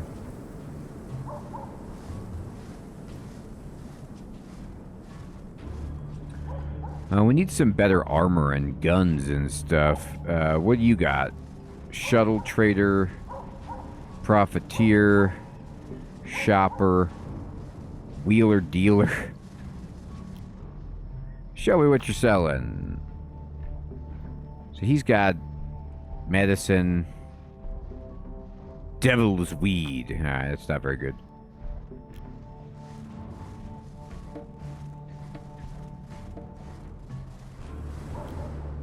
What you selling?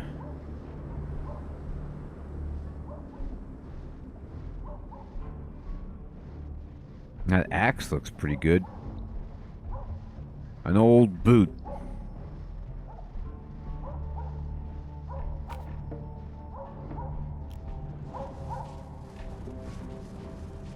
Come on.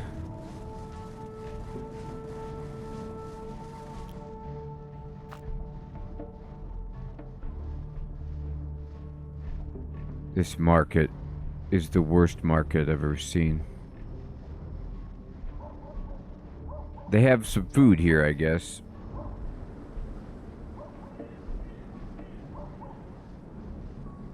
I've got a sweet roll. Alright. Let's bail. Oh wait, maybe you have something. Smuggler. Oh, they've got weapons. Okay, good. I have 1,200 rubles. And I need... Ammo is a good idea. I'm running low on it, but... Yeah.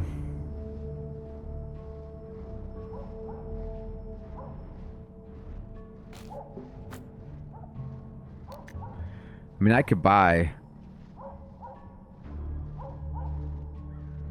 a good amount.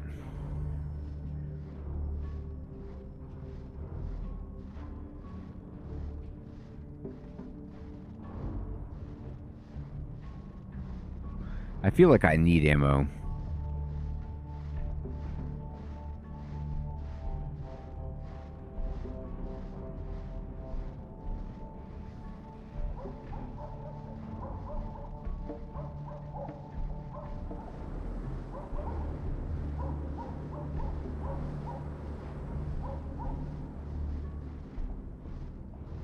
Thank you so much, my friend. Near the market? Okay, thank you. Let me look around.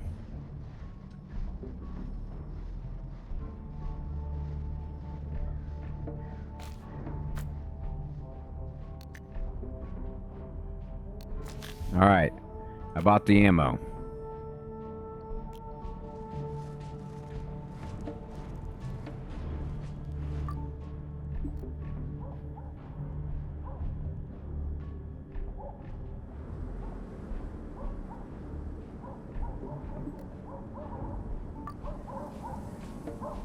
That's what I thought, the market in the outskirts. Right. Because I saw the market there, and I did see a car, but I wasn't sure if he was, like, tinkering on it or not. Excellent. I really appreciate your help, my friend. Thank you. I have no idea what I'm doing in this game, so some pointers like that is super useful. Here we go.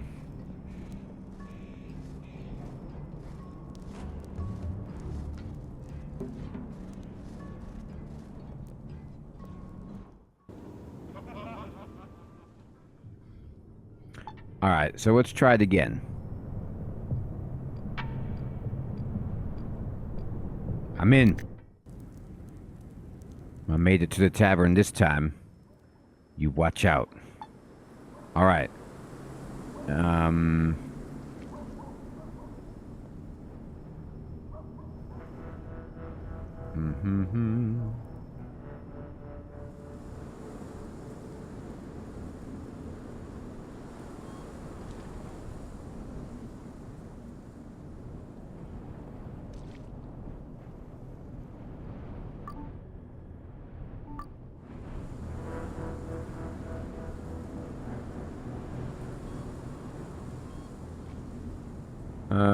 Okay. This looks like a big structure. Well, this is it, right? Let's check it out.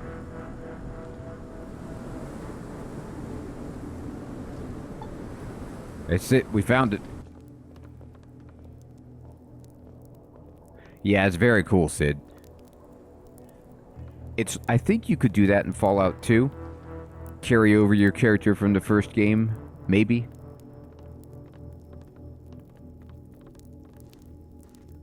Talk to the innkeep, Pierce, the bar guy. A tough-looking, mustached man of about 50 is standing at the bar. He studies a grubby glass in his hand and starts cleaning it with a rag. When you approach, he gives a sly smile and says, "Name's Mikhalich. What's up?" I'm interested in certain hard-to-obtain documents. The tavern keeper clears his throat and spits behind the bar. You hear the ring of his mucus against something metal. What document? Sounds like you need to visit the passport office. I've heard that you could get a police pass. People like to talk, don't they? Whoever said I could provide such things lied to you, sorry. You sure I can't get them? Yes, but I could get you booze. What'll it be? Maybe later. Let's talk first. Sorry, but I don't speak to folks I don't like. Well, would you look at that, then tell me what's on the menu.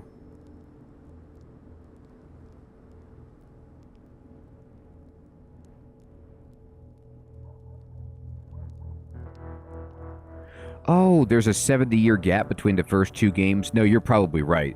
I was just trying to think of if there was any other classic cRPGs that also let you import your character, like if I ever did that.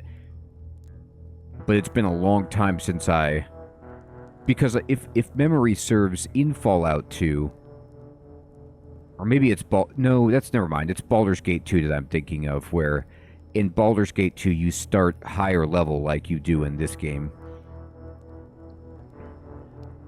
Yeah, you're right. That is what it is. It's Baldur's Gate 2. All right. Let's see here. Do I need to buy something from this guy for him to like me? Well, I need your crackers. Do I have anything that this guy likes? No, I don't. Alright, do you like me better now?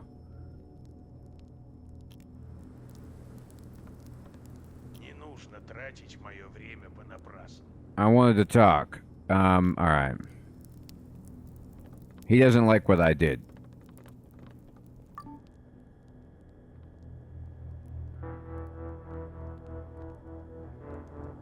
Alright, that didn't work.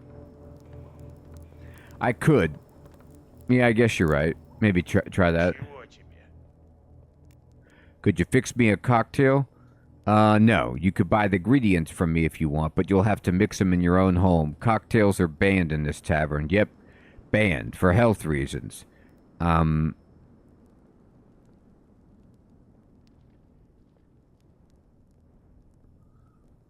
Why is that? There a story behind the ban? First off, if it was any good, it wouldn't be called a cocktail. I don't want to grow one of those. Do you? God. And secondly, yeah, there's a story.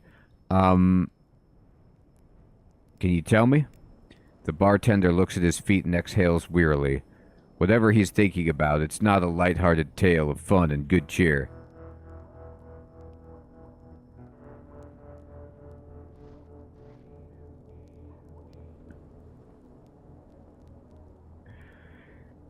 everything, like, there's so many times in this game where, like, they start to tell you a story and it gets so dark, like, so fast, and you're like, I'm sorry I asked.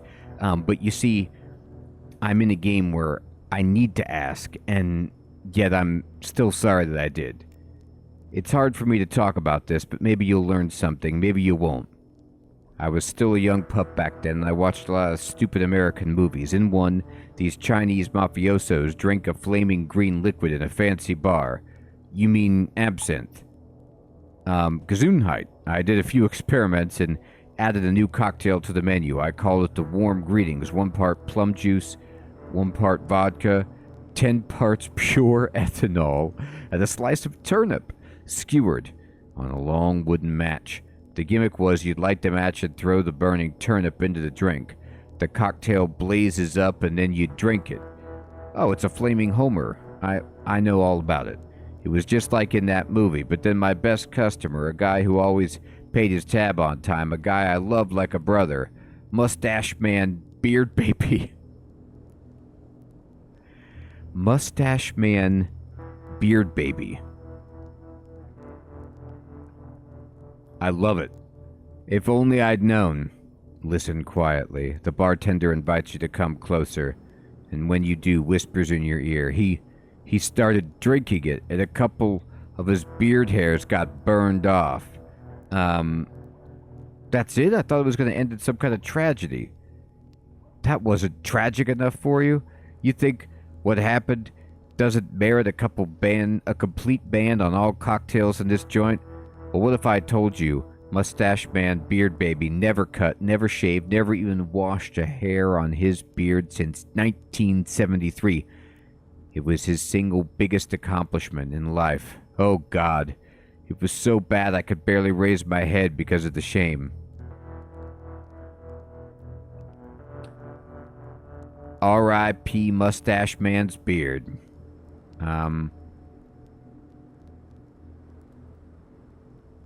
Well, I gotta go. See ya.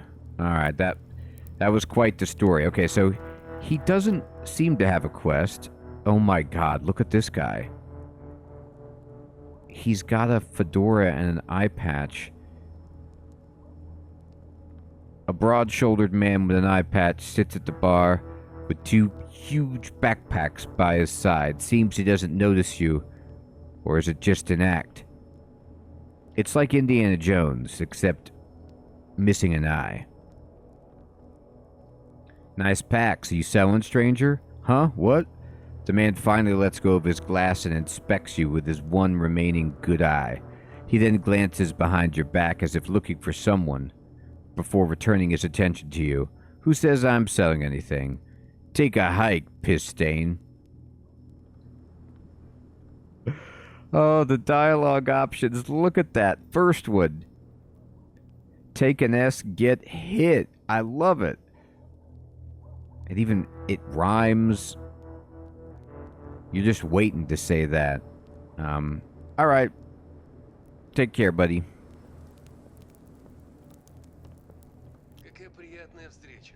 The short man fixes you with his gaze for longer than is considered polite in civilized society. When he sees that you're looking back at him, he blinks and peers into his glass of watermelon hooch instead. Give him a suspicious squint and move on.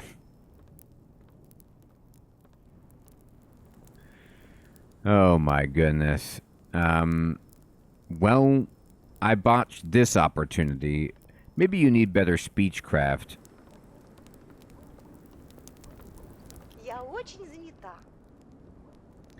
The blonde woman, about 20 years old, is quite different from the other customers. She sits with her back completely straight, looking sober and disciplined. She also sports a funny cap with a red star brooch attached to it. Table's taken, comrade. Doesn't look like it. Are you waiting for someone? Don't chase me off yet, girl. I had a few questions for you. Is there anything for us to talk about? Alright. I think not. Bye. This guy's eating some kind of bean medley. It's the legume special. You're so busy racking your brains as to why you were denied the fake documents, you don't notice someone slinking right up to you. His voice is soft and slithery, as if a snake were speaking. Hold on, I hear you were interested in a certain special service alternatively sourced documents that would get you up topside. Is that true? I like talking to a snake man like this and just being totally honest about my illegal activities.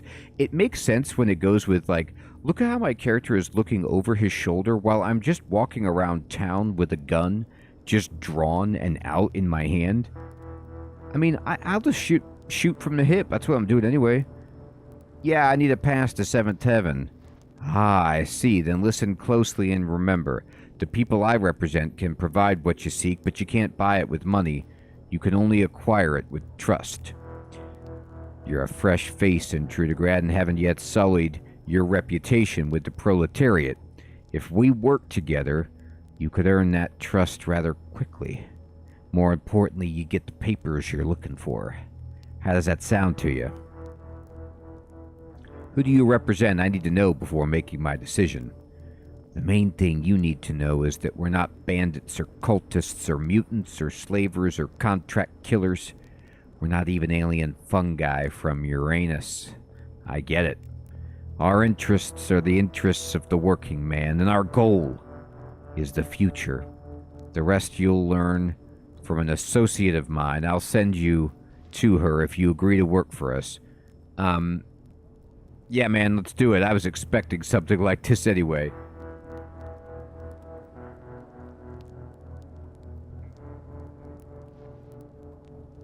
Sid, speechcraft is my absolute worst. It's gonna be a doozy. Very wise. I could see you have potential.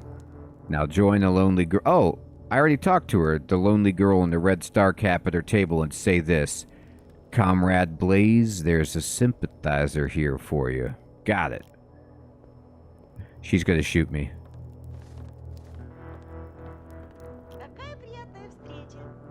Comrade Blaze. You may call me Blaze. Some password, huh? Sure. In his great tome, The Materialist Dialectics of Quasi-Transnational Class Bolshevism, Arist Morkovin stated that sympathizers are the logs that keep the revolutionary fire burning. But do you even know what you're sympathizing with? We are passionate about ending the passivity of the current Trudograd government. We are the brass knuckles on the filthy, scab-ridden fist of the working class. Our goal, to do or die for the future of the proles, to achieve social justice and equality for all. I'm in it.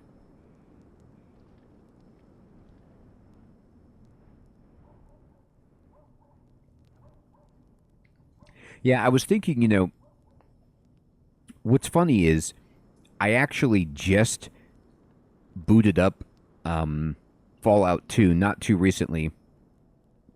Not too long ago, rather. And I was like, you know what? I'm going to try to do like a pacifist run. And I'm going to go like all speechcraft and negotiation.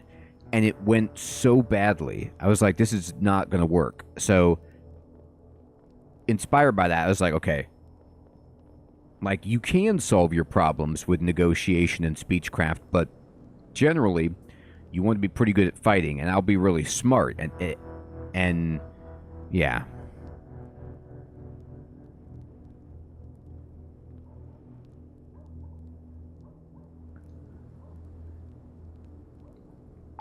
But the solidarity of the masses is a crown of thorns, and all of us have a cross ready for our own crucifixion should we fail to overthrow the government. What say you, comrade? Are you willing to join our righteous, far-left, centrist cause? I like this option. Shrug your shoulders. Hey, as long as I'm getting to pass the topside, I'm down for anything. That's crime talk. Your goal is to help the proles, and your reward is the sheer joy of freeing the working class from the shackles of servitude. You'll get a taste of this joy when you complete the first of 3 missions I'm about to give you. Oh, God. I'm listening. The authorities of Trudograd teach us that caring for old people is useless, but we do not agree. On Colo Street, an old lady lives in solitude and squalor. Oh. Well, I found one old lady, but I don't know if it's the same one. She is, in fact, former party official, Capitolina Demianova Schwartz. Once a proud huntress of illiteracy and antisocial behavior. Now, she is a victim of these abstractions made flesh by the villainous Samuel brothers. Oh, I met those guys. They forced her to drink alcohol and torture her, trying to get her to will them her apartment upon her death. Your mission is to make these lowbrow individuals show some respect for the elderly and communists of the past by any means necessary. Any means. Comrade, well, I gave him a cigarette. How low can men go? Don't worry, Blaze. I'll make 'em see the light. Next thing I want you to do is find some missing Northerners who came to Trudograd in search of the Soviet dream. They were staying at the hotel in the outskirts, but after they started looking for work, inexplicably went missing. It's not the first disappearance in that area either. Their friends in the city haven't seen them for a long time now. Your mission is to find them. I recommend starting with the inn in the outskirts. The owner is a small-time bourgeois pig. God, I've met him too. Maybe he chased these honest laborers off or made them disappear in some other way.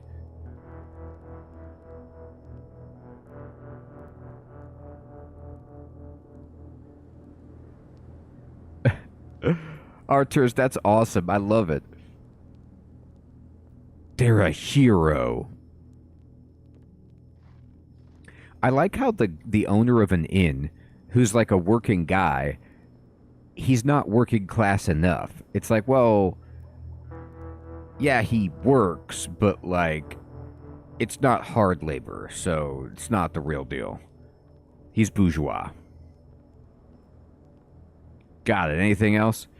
Near the tavern is a group of Steel Shield mercenaries. I saw them too. Word is they're looking for gainful employment. It'd be bad news for us if these professionals ever partnered up with the police. I don't dare ask you to enlighten them with the truth of the revolutionary movement, although that'd be ideal, but at least encourage them to stay neutral. They must not work with the city authorities. No question about it. Time to do some good old-fashioned, agit work. I like your attitude. Go bring fiery truth of the revolution into the hearts of those mercenaries. Let them stand by our side or not stand at all. I just know you'll find a way. Was that all? No more missions? At the moment, no. Venture forth and let the revolution follow. Hail the future. All right, Blaze. The future. I gotta go.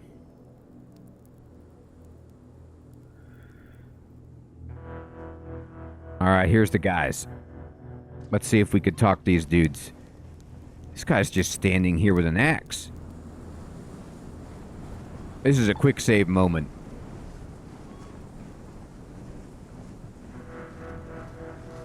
I know, Hermie. It's rough. You're approaching a company of grim-looking tough guys.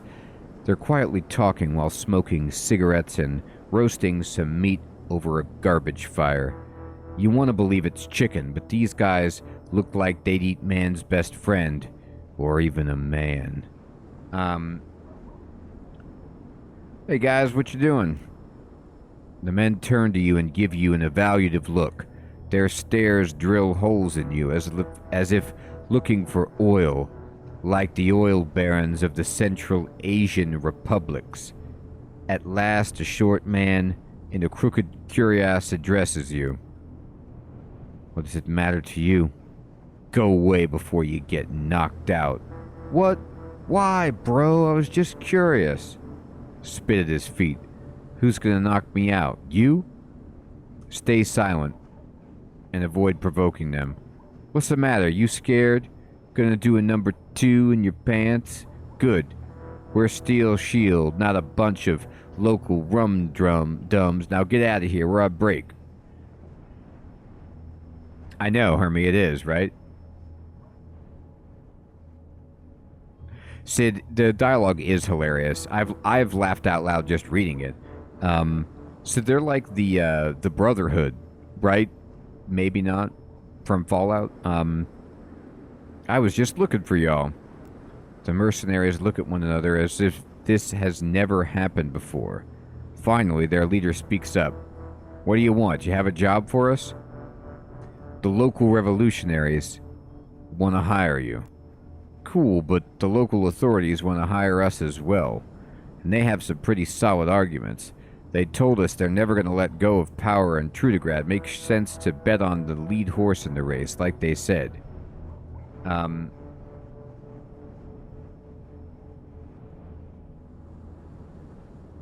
You wish. The bottoms don't want the tops. Cannot live the old way. Revolution is imminent. Hiram, 100% it is, my friend. Good evening, by the way.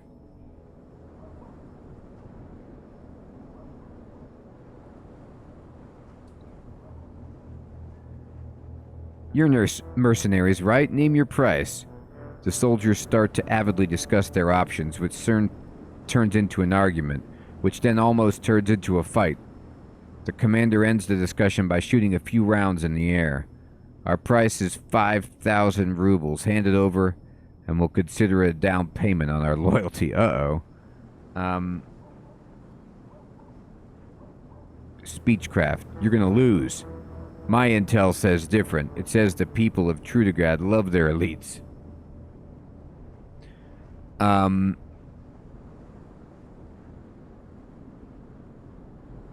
I see. I'll pass it along to my employers. As you turn your back on the professional killers, the sound of several firearm safety mechanisms being clicked off gives you pause. Not so fast. Here's an idea. Maybe if we present your head to the city leaders, they'll reward us, or at least give us a contract. Sounds like a fine plan. You won't take my... Okay, so I saved before I did this. I'm gonna lose this fight. Yeah, I lost it instantly. That's the game. Okay, so I'm gonna need to get 5,000 rubles before I talk to these guys. As life drains from your dying body, you reflect upon your deeds. I bet I do.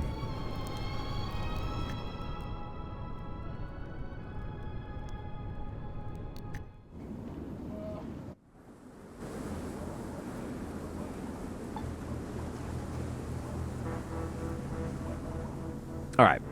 So that's not the right play.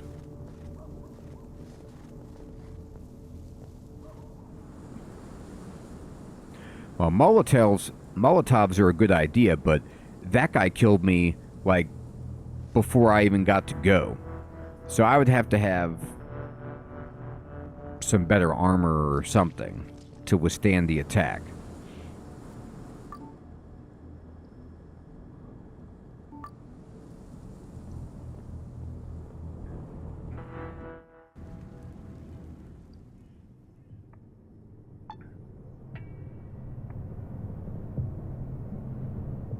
Exactly, Hermie.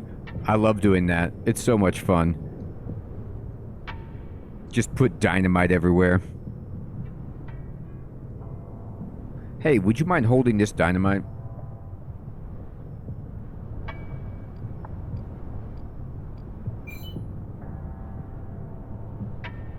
I don't need to mark it.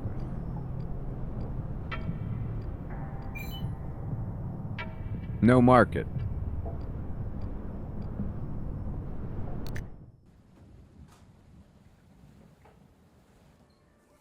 Maybe after we get all the money from the quest, where we break into the illegal cockfighting operation, then we can get rich.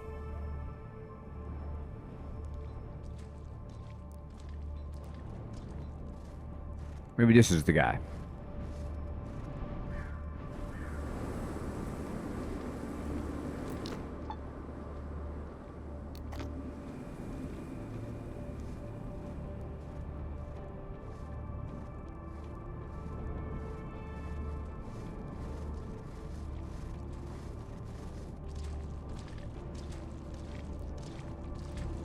Wow, you can, Arturs?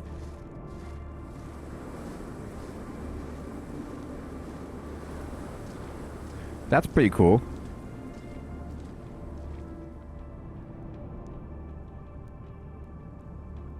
That's awesome.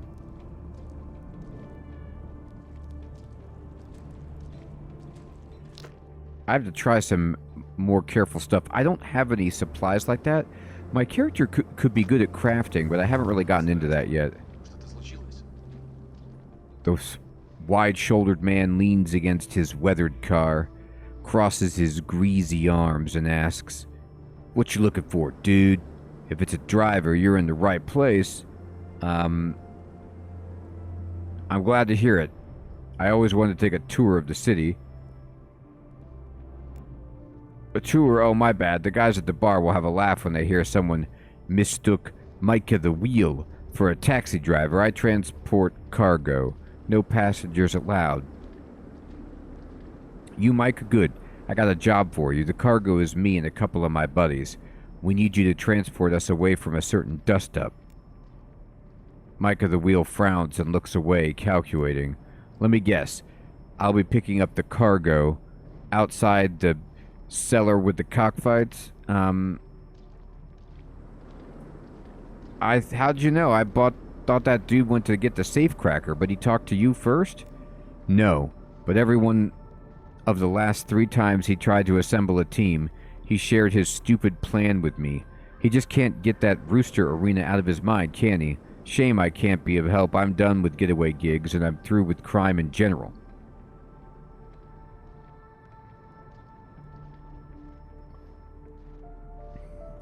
You don't even have to shoot anybody. Just pick us up and drive.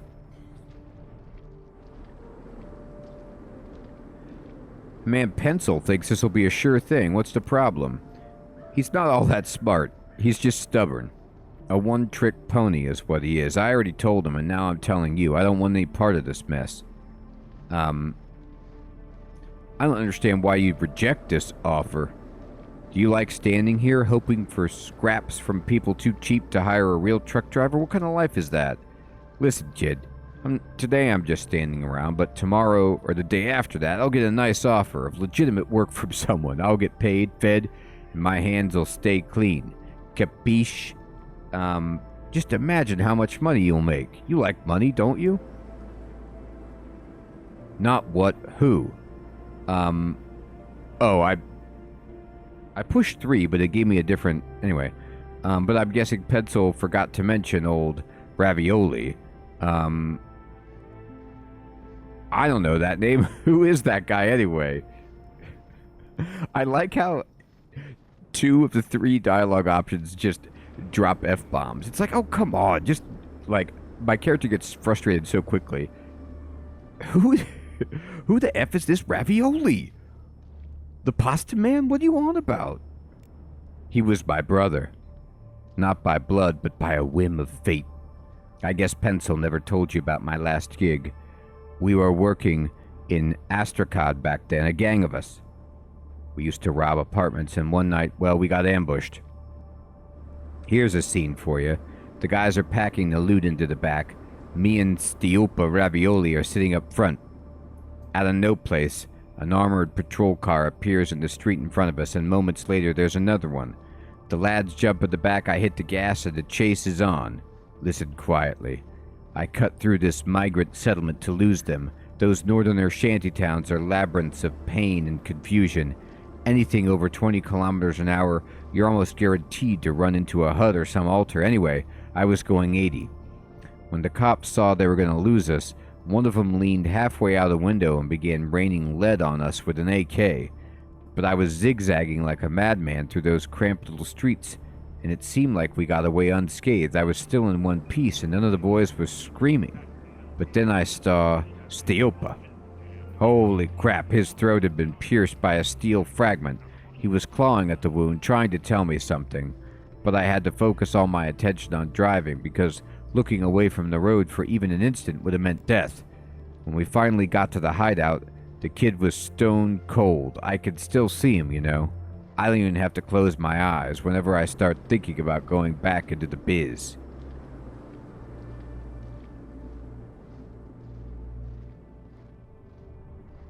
He really is, Arthas. Look at this third dialogue option. Crap happens. That's no reason to blue ball me right now.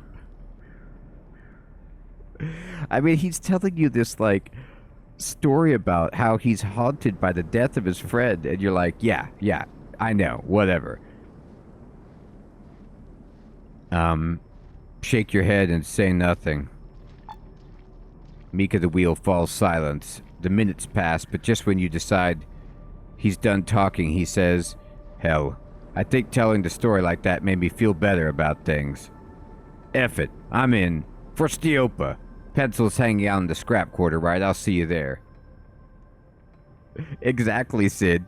He did get over it. He's like, I just needed to vent to somebody. I'm better. Alright, he's gonna meet us there. We've got the driver.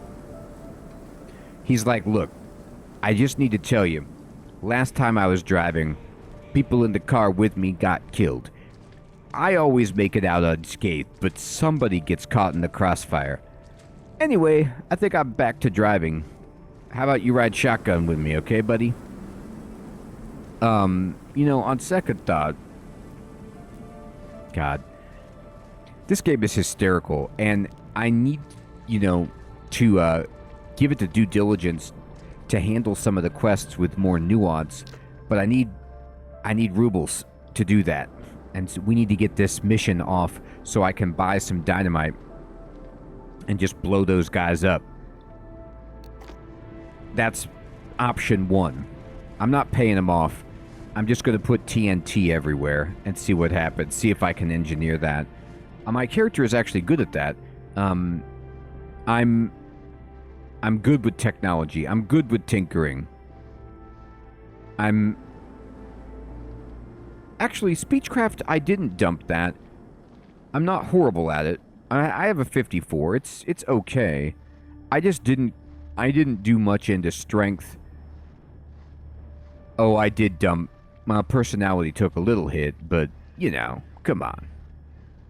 I'm not good at gambling, or stealth, or rifles, or automatics, or bartering. But I've got some strengths. I'm big-boned. You know, I was big-boned, and it's still not helping me like we dreamed. However, everyone, it is indeed my bedtime, and I want to say thank you so much for coming out and playing some Atom RPG Trudograd. I really appreciate all of your help with me learning the game. I hope you all have an excellent evening or day. We're going to be playing some RuneScape Dragon Wilds, checking out some more of that game tomorrow night if you're interested in stopping by. Crab, Sid, Hermie, Artus, Mace, Fading. Hey, Brian, good evening, my friend. Good to see you. Heidi, good to see you.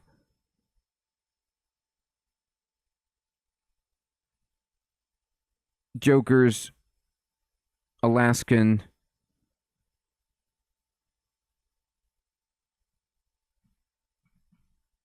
Jamnuska, Alex,